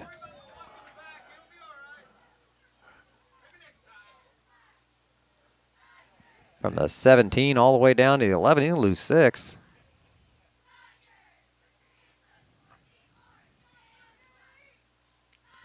That's kind of right between the yard markers, or the hash marks, I guess. Mm-hmm. See if we can back them up again. Clement down under center. Drops straight back. Looking deep down the sideline. Now he's got to scramble. Uh-oh. Gets away from a couple guys and brought down. They still got him, though. Yeah, they got him.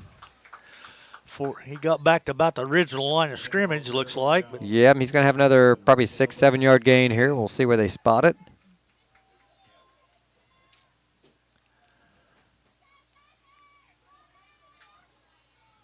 Oh, I was really hoping for another sack there. I was hoping, yeah. 3rd and 10 isn't near as good as like 3rd and 17.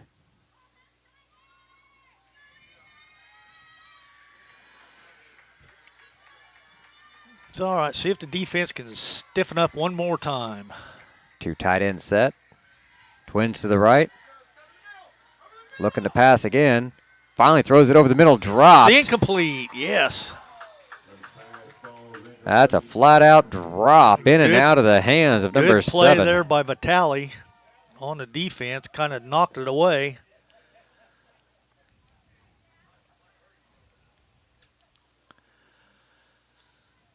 Now it'll bring up 4th and 10. You would think they would punt. Vitale a little shook up after that one as well. King back to return, standing at the Paris 48. The punt around the 5. Tigers are going to be bringing some pressure on this one, I believe. Here they come. They get the kick off. King's going to be all alone out there. Gets the kick around the 48. Makes a couple guys miss and gets slammed on the sideline. Might have got to about the 39 maybe. I think he did.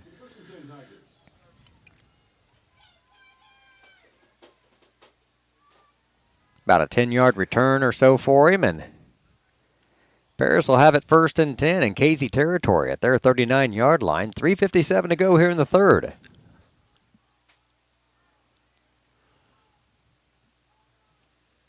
Burns comes off the field. Curl split wide to the right.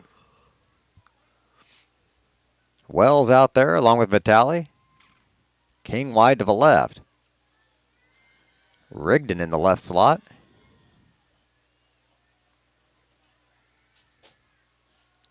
Look for that screen pass out there to Curl. Oh, scared me.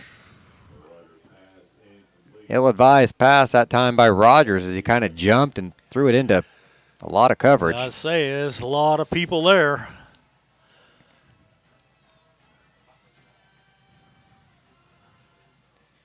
Now, Drew's made some big plays this year, but I think he's at his best when he can drop back and hit the slant, drop back and hit the hitch pattern or something and not have to get out there and do too much. Short gain up the middle. That'll bring up 3rd down for the Tigers. Yeah, they're giving it to that second guy through now, and Casey's made that adjustment. They're not biting on the misdirection. No. Rigdon only gets a yard. 3rd down and 9. Trips to the left, one to the right. And he's going to keep it himself, and he just loses. He lost the yard. They've adjusted to that one as well. We got a Casey guy down.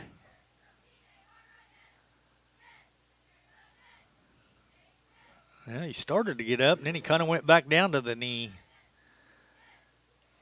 The officials call timeout for him, so they're going to. He's totally down now.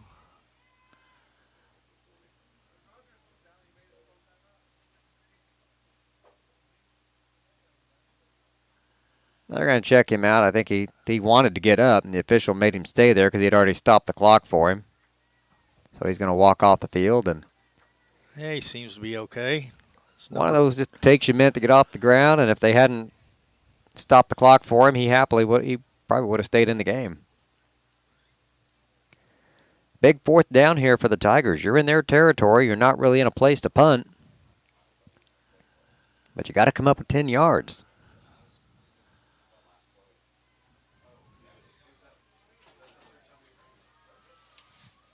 What are you drawing up here, Lenny? I like that slant pattern to Wells. Yep.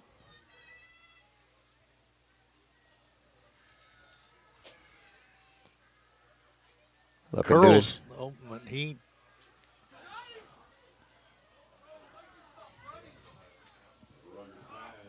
Incomplete down near the end zone.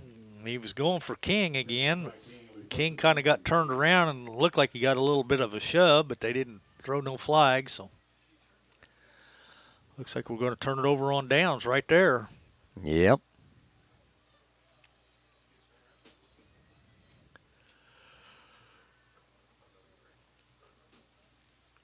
Now the defense needs to step up again. 1st and 10 at the KZ 39. Still 3 minutes to go in a never-ending 3rd quarter. Need to keep adding time on. It's definitely been a long 3rd quarter, that's for sure. Clement hands off up the middle. Nothing. Nope. You got a couple maybe, but Sullivan didn't get a lot there. Give him 2 yards, 2nd and 8.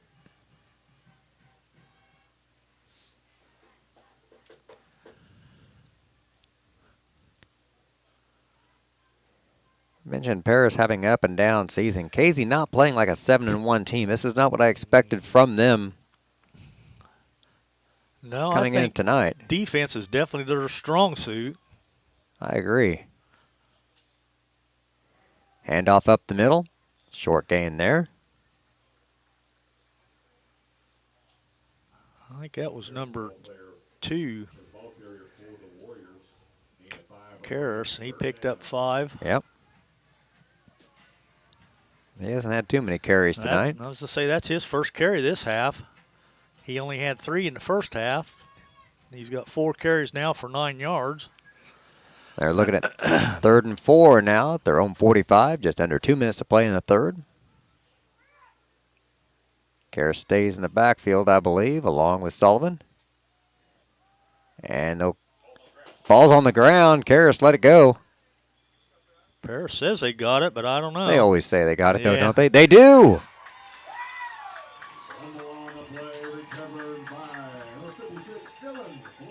All right, Dylan Flores-Amaro comes up with the turnover.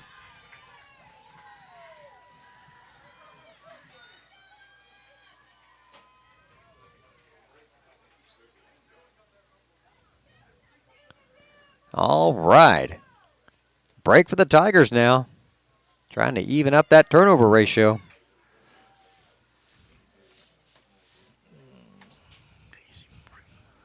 Fakes the handoff, looking downfield, lobs it up. It's complete, and a big hit on the sideline. Mason Vitale.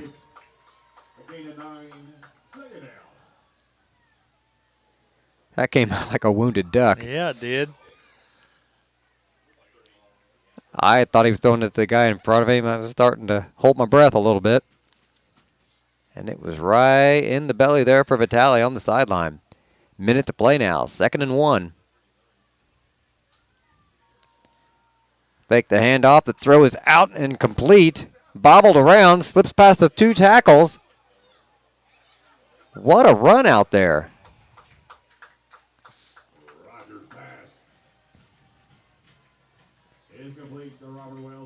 That was Robert Wells out there with that carry, or reception, and then run.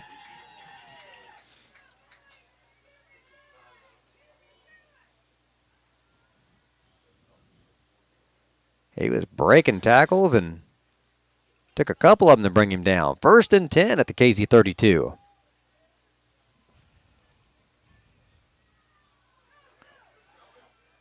And off to Calvin Rigdon. He's going to pick up several. Up around the 30-yard line.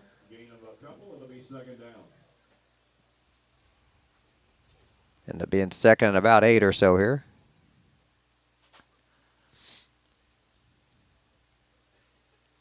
The officials stopping the clock for a moment.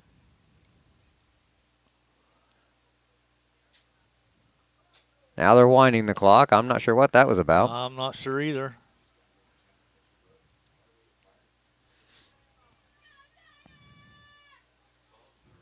Now that official picks the ball up and sets it back down. He didn't like it. I don't know. Who knows? There's a snap on 2nd and 8. Fakes the handoff. He's got to scramble. That's got to be a flag. Yeah, it is. There's the flag. The pass is ruled incomplete, and the flag's flying.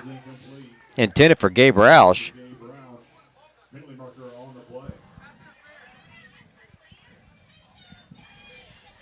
Roush got clobbered before he could get the ball.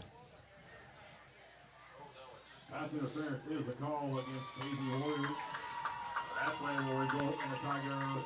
That'll be a 10-yard penalty and a 1st down.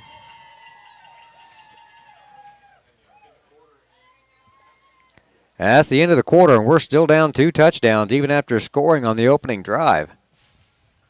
Yeah, because the next play we let them score.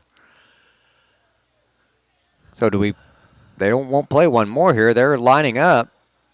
They're going to make one more play? Yeah, the quarter can't end on a defensive penalty. Oh, okay. I got you.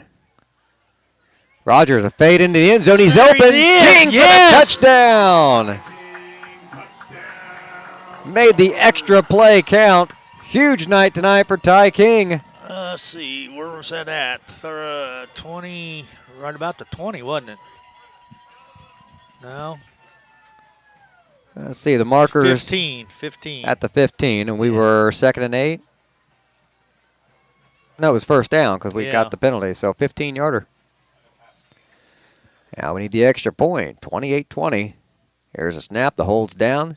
Oh, that's not good. Oh, dog. Short. Break for Casey there. 28-20, the Tigers trailing by a score. We'll be back in just a moment here on the Paris Sports Network.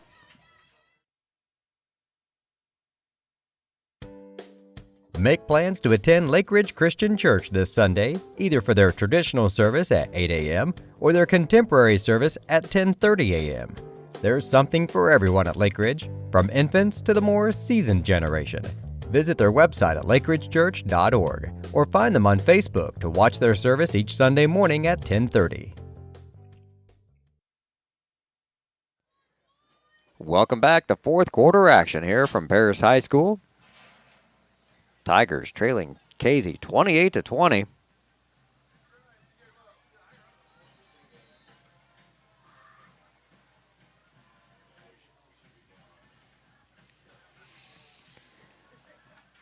Mount Carmel up on Lawrenceville now 42-14. They're just rolling. Tight game down in Olney. 29-24 against the Maroons. And 28-20 now here for the Tigers. All right, defense, let's do it again here.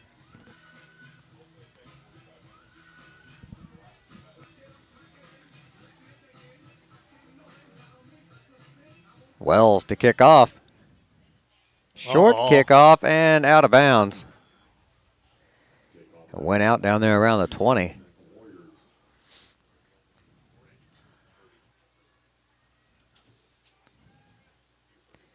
All right, you kick off out of bounds in high school, Lenny. Where they mark it at?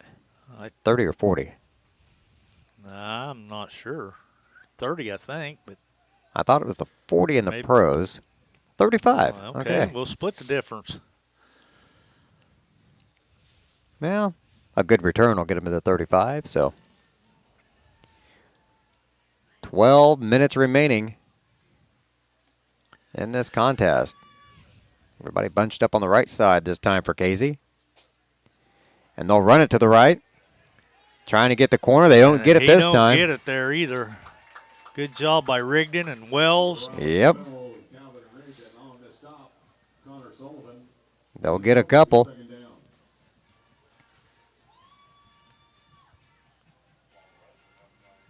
Give them 2 yards, 2nd and 8.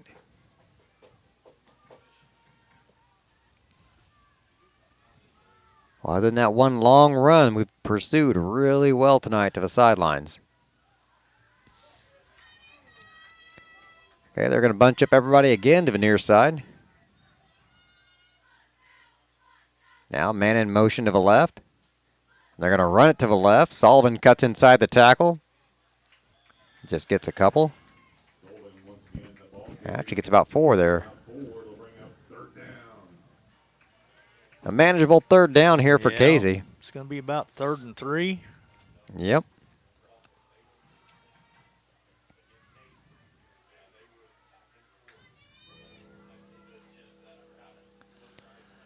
All right, big 3rd down play here for the Tigers.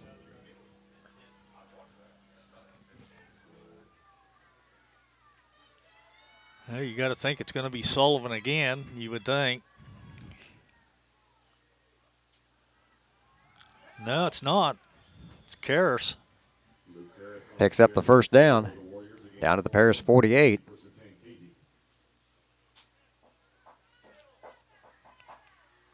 Just a quick burst right up the middle.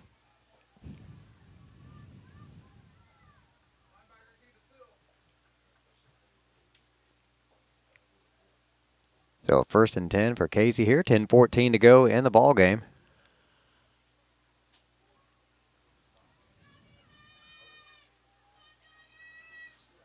We might see more of that here through the rest of the, run some of this clock out. Bring a man in motion, rolling out, looking for a fade deep down the field. It's a wobbler. Incomplete.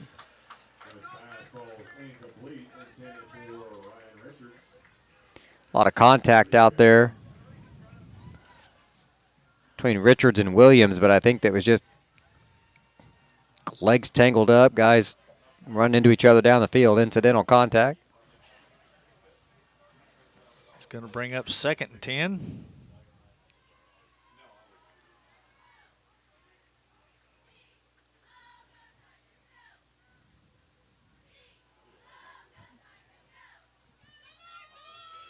Twins have left this time. 2 backs in the backfield.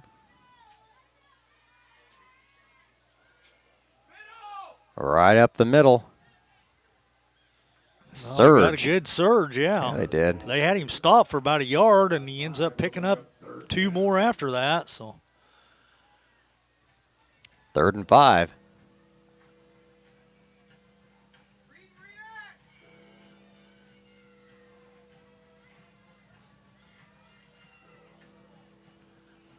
Crowd sticking around and getting into it tonight. Big crowd for senior night. Nobody going anywhere. yeah, Casey brought a pretty good crowd with him. They travel well down there.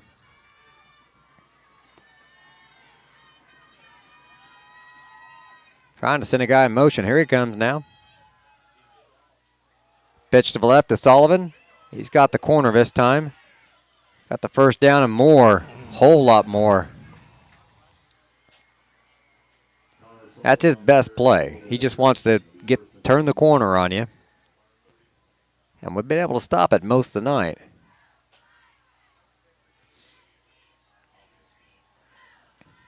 Well, he's over 100 now, though.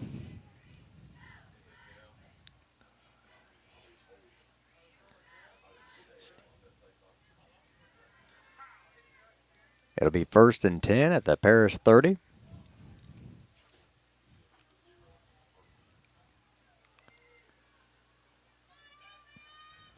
Down to 8.5 to play. I say Casey's definitely in no hurry.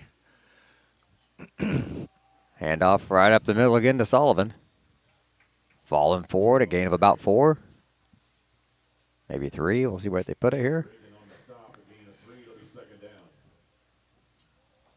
Well, they said 3 on the PA, but It's a long 3. it's a long 3.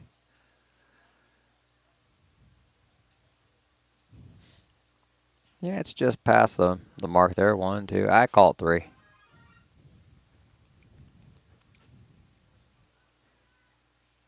They're going back to huddle up. They're not in any hurry. The clock's our best friend, up a score and driving with 7:40 to go. Trying to draw us off sides here for a second. Give it to Sullivan and got to pick up another couple yards, maybe 2.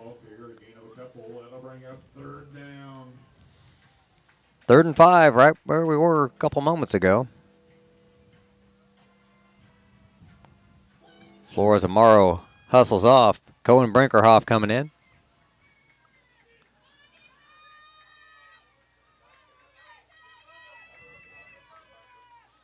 Three backs in the backfield, and it's the quarterback sneaking up the middle. That's 2 down territory for him. He's going to be just short. Yeah, he's going to be a little short, but not much. I'm not sure they were ready for that. I don't think we were either. Amaro coming right back in. Tigers trying to get off the field. We got too many guys on the field, but they got the first down. They're not going to.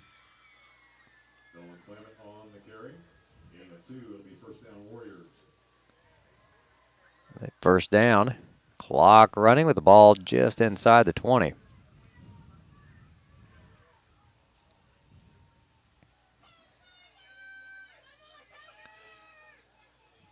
The best sustained drive of the night for Casey here. Yeah, right when we didn't need it. Mm-hmm. Turnover would sure look good right now, though. Yes, it would. 3 backs in the backfield.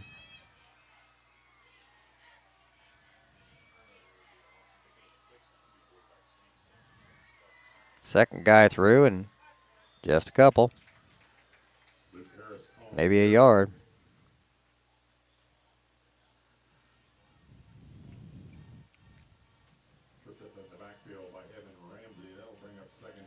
Second and 9, ball at the 18-yard line, 5:45 to go.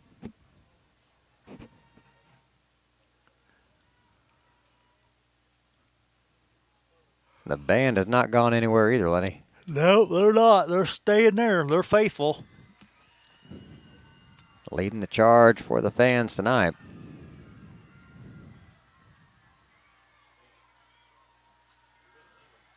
Third guy through this time, and that's Sullivan. Sullivan. He's still bowling. Yeah, I he's think gonna have the he's first got. down. I think he's got the first down. Right down to the 10-yard line. He's slow getting up, though. 10-yard line, they'll bring up third down. I guess he didn't get the first. I thought he had the first down, but I guess he Third down in inches. he got 9.5.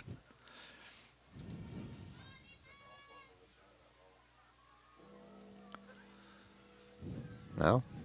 Be looking for the sneak again here. Good possibility.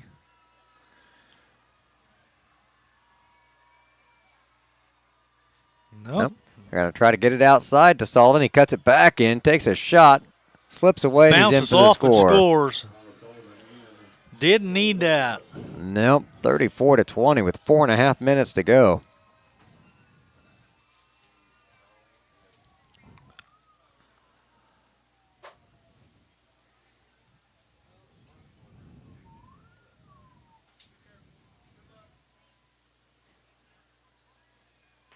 Now pending the extra point.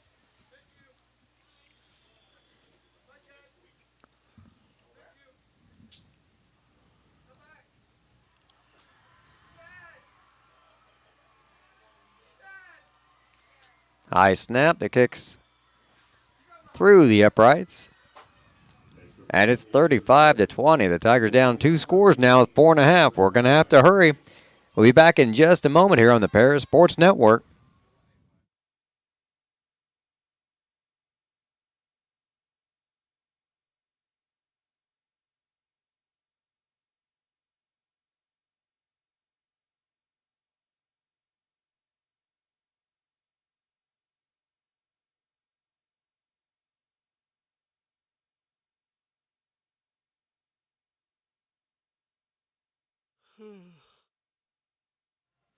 Tigers down 15. 4.5 minutes to go here in the ball game. Lenny, we need another quick score here.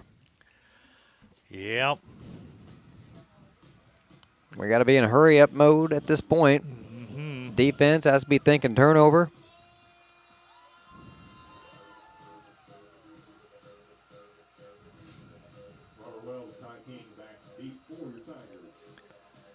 A game that saw us go in spurts tonight, scoring-wise. Yeah, maybe King can bust one.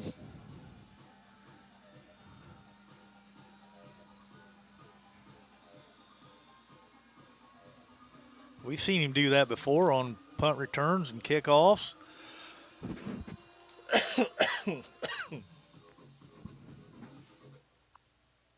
Pretty good kickoff. Picked up around the 9. I think that was Wells, though. I think so. Gonna get up around the 24 or so. 25, 26 even.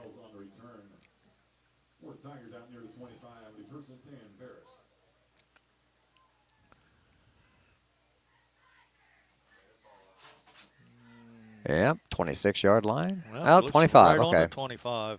I'm looking at the other official. Nope, they moved it up, 26. Did I was they? right. Okay, you was right.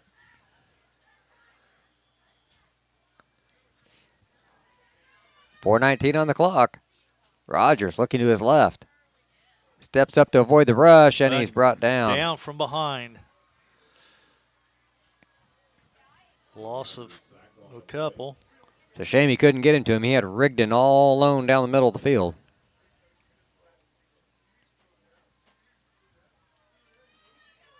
Seeing that when you're running for your life is another story. Right. Rogers looking again to the left. Got some time, though. Throws up a lob and That's intercepted. picked off.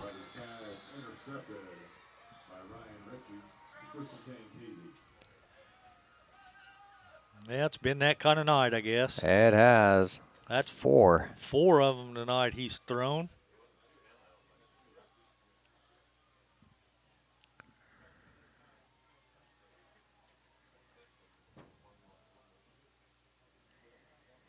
Oh, man.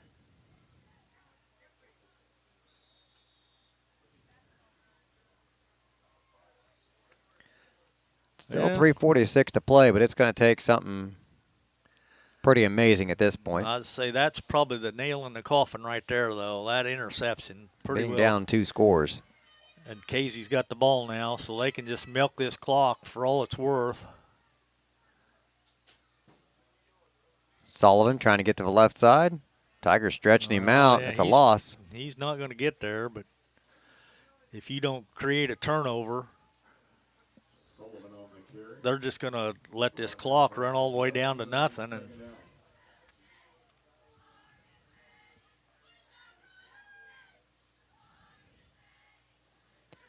a winnable game for the Tigers.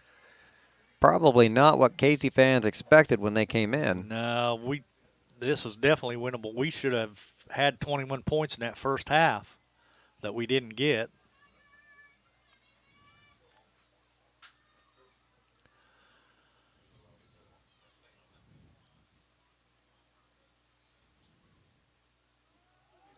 Last guy through, that's Sullivan again. Still on his feet. And the pile finally goes back the other direction. They're going for the ball, though. Wells came out with it.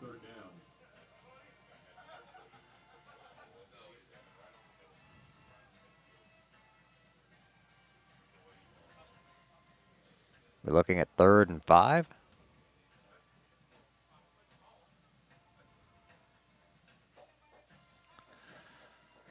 But the clock's down to 2:20, so.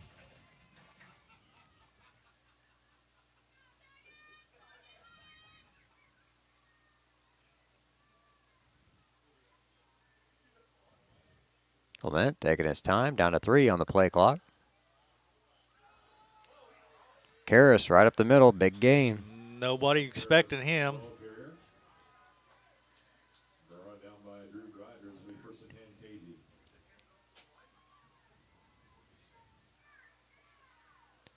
Under 2 minutes to play now. The clock just keeps running. They don't even need a first down now. They'll just sit on this, run a couple plays. That'll be over.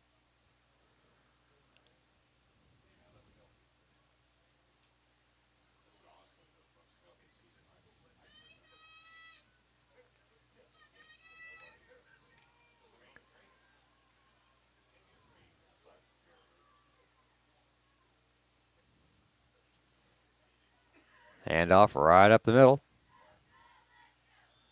Fighting his way for a gain of about 6.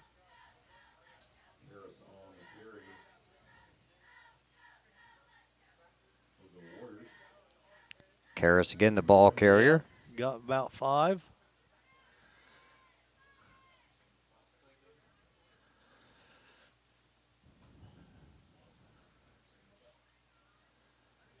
Yeah, the fans are packing it up and heading out.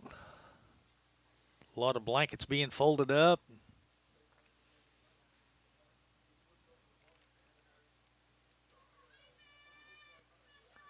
Second and 5 for Casey. 44 seconds to play. Down to 2 on the play clock as they snap. They give it to Sullivan. Drop for a loss.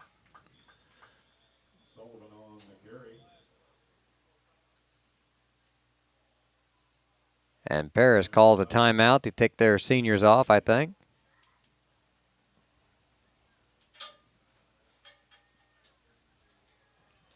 We'll go ahead and keep it right here with 34 seconds left.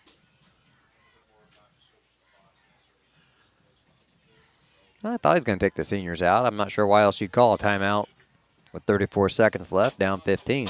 I'm not sure.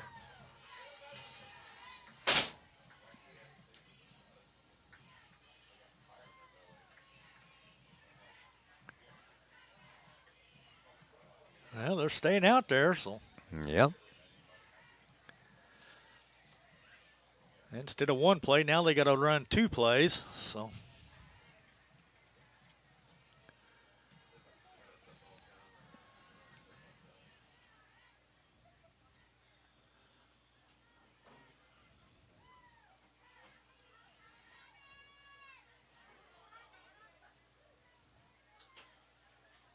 Casey will give it to Sullivan again up the middle. He might have got the first down. I think he did, yep.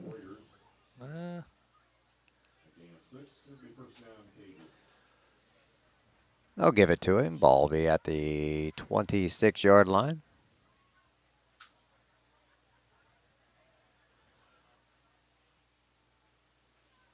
And that'll be the last play of the game as the clock's down to 10, well under the play clock. Yep, they won't even run a play.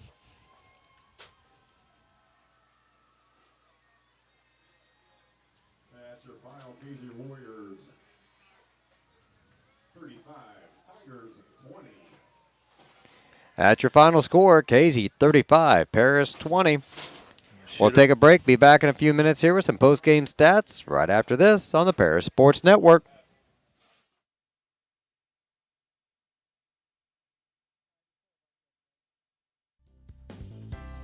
Ingram's Waste Disposal offers residential and commercial trash pickup, commercial compactor service, roll-off service, and mini roll-off services. Call Scott, Kathy, Mary Jo, or Bethany at 465-3335. Ingram Waste Disposal, proudly serving Edgar and Clark counties since 1950.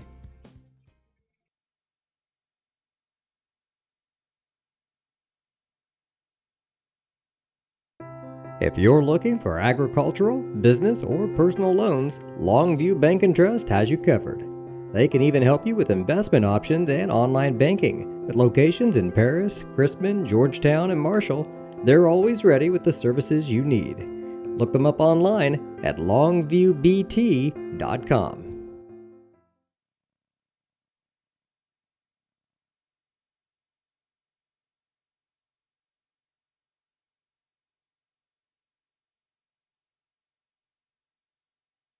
The Paris Sports Network would like to give a big thank you to our affiliate sponsors for their support of Paris Tiger Athletics: the Mary Lupine family, Paul and Kathy Porter, Mark and Holly at Winans Farms, Tom and Marnita Stuck, Jim and Kay Taylor, and Steve and Lynn Young.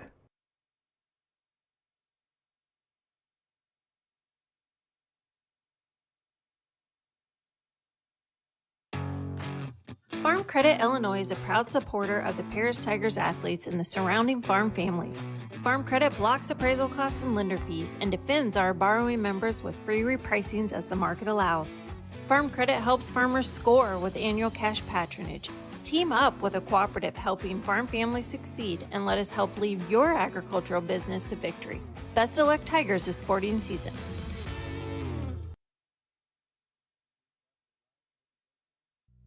Cornerstone Building Brands is the largest manufacturer of exterior building products in North America, servicing commercial, residential, and repair and remodel markets.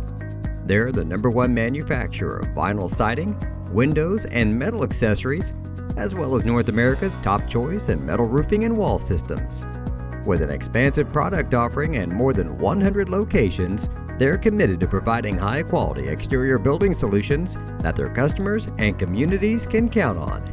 That's Cornerstone Building Brands in Paris.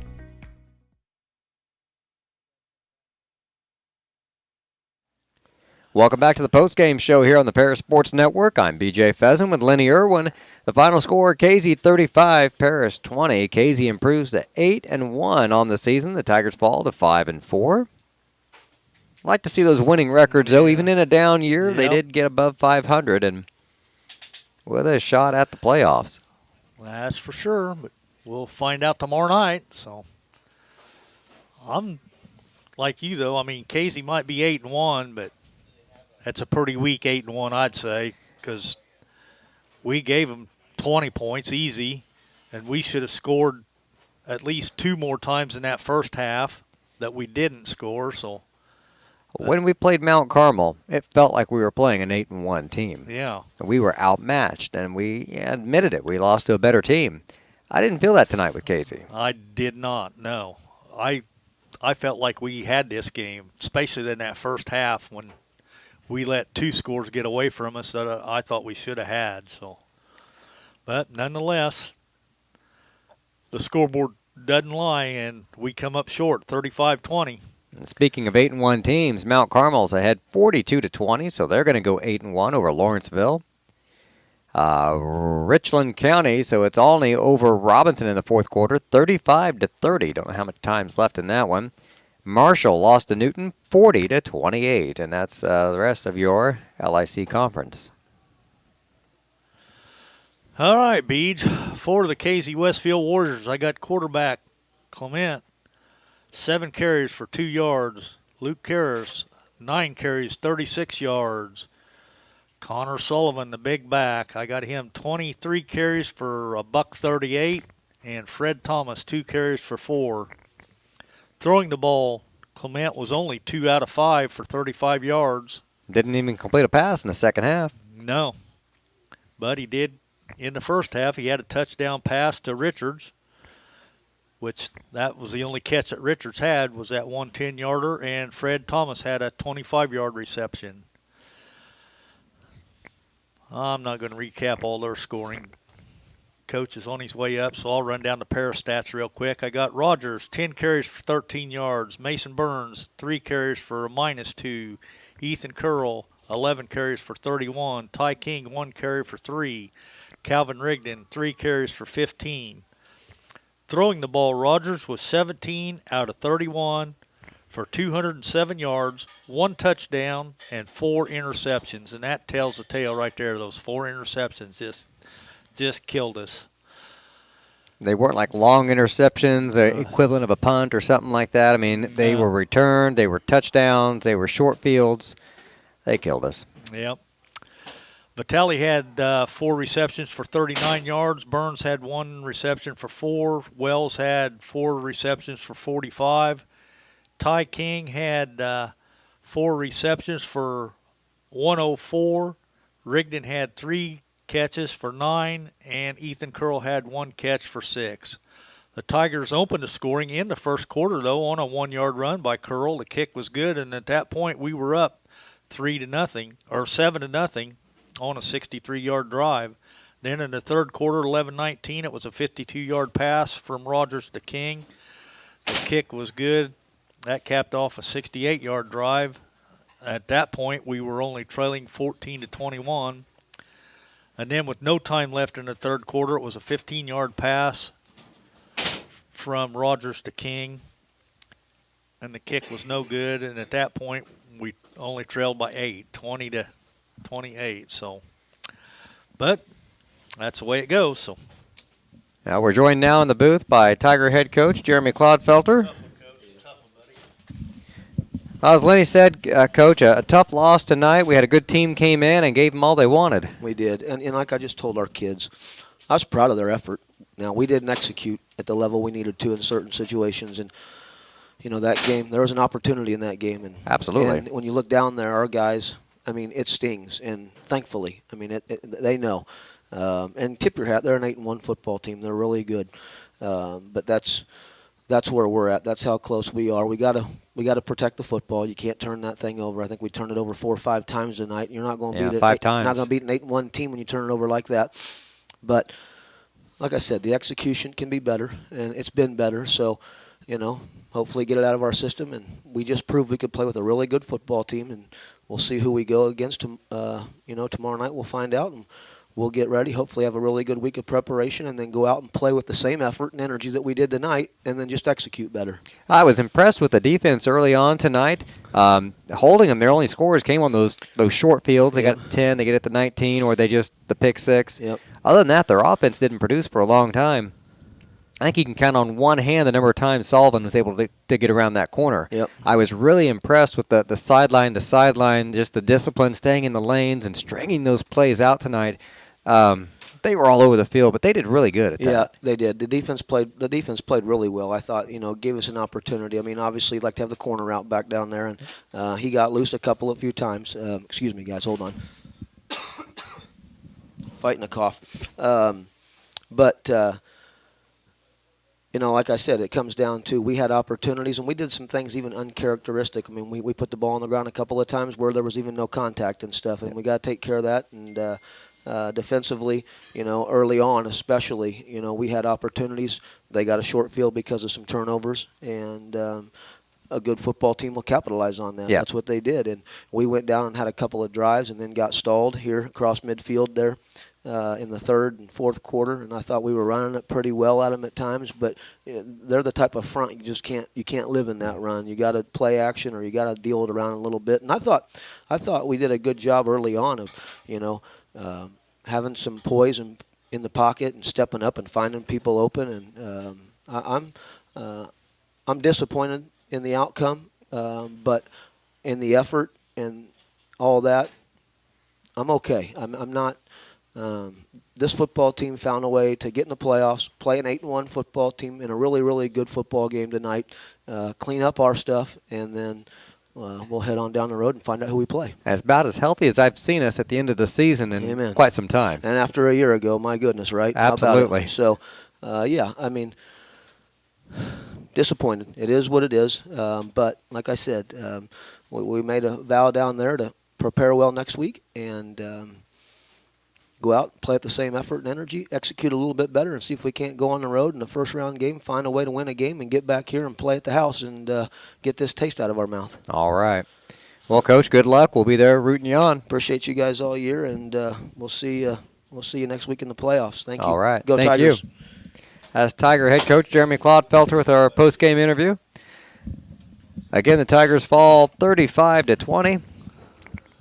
Well, Illini, I know it's not set in stone yet, but I sure hope we got a playoff bid. We'll find out tomorrow night. We will. And you can check out our Facebook page. I'm sure we'll have a post on there letting you know when the next broadcast will be coming up if we find out where we're going and what time. And we'll have to wait till tomorrow night to find that out. That we will. One final comment, though. Ethan, he's walked this whole field. He's been walking around the goalpost down here now for about 5 minutes. Their lone senior, well, not their lone senior, but their big senior stud, Connor Sullivan, came out, and they both shook hands out there about the 5-yard line. They talked for quite a while, so, you know, it's just a sign of a couple good studs, knowing this is their last game here on this field anyway, probably. So take it all in. Yep. Ethan's still out there soaking it in, so. But he's still got baseball season yet to come around, so we haven't seen the last of Ethan Curl yet. Oh, not at all. So, and like you said, hopefully we'll get a decent draw somewhere, but you never know. The luck of the draw, anything could happen, and yep, we'll see what happens. 4-3 in the conference on the year, 5-4 overall. For Lenny Irwin, I'm BJ Pheasant. Thanks again for watching. You've been watching Tiger Football here on the Paris Sports Network. You've been listening to Paris Tiger Sports on the Paris Sports Network. Brought to you by Cornerstone Building Brands, Stewart & Carroll Funeral Home, Seed Solutions with Chip and Bethany Keys, Longview Bank and Trust, Moody Farms, State Farm Agent Terry Elliston, Illini FS, Savoya's Pizza, Edgar County Community Foundation, Country Financial Agents Jim Blue and Mark Gladding, Lake Ridge Christian Church, Ingram's Waste Disposal, The Skating Rink with CJ and Mary Jo Becker, North American Lighting, First Farmers Bank and Trust, Templeton Funeral Home, and White Sheet Metal Heating and Air Conditioning. And our affiliate sponsors, Steve and Lynn Young, Mary Lou Pine Family, Paul and Kathy Porter, Winans Farms Mark and Holly Winans, Tom and Marnita Stuck, Jim and Kay Taylor, and Step Farms and Excavation.